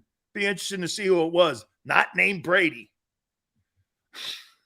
Brady's my favorite. Yeah, of course. Yeah. Oh, Tom Brady, man. Can't be good in that house. I feel for the dude. Hey, man, it's one thing to, talk shit to people. It's another thing to go home and it ain't real. That's real stuff, right? That's not cool. I stay away from that. Not my deal. I don't wish any man. You're a Herbert groupie. You're a Josh Allen groupie. Who else? Oh, geez, watch this.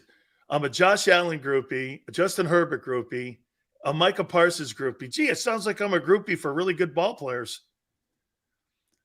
Montana, you jackass. He's 16-5. Marcos, 4 Super Bowls, no interceptions in postseason. In Super Bowl play. 135 quarterback ranking. 11 touchdowns, no picks. And an ass kicking in every Super Bowl except the last one against the Bengals. I had the first one, too, against the Bengals. This guy beat Montana. No, Montana beat Marino and Elway twice. How you doing? Okay, Marcos. Well done and touche, my friend. Hey, you guys have a blessed weekend. It's Columbus Day.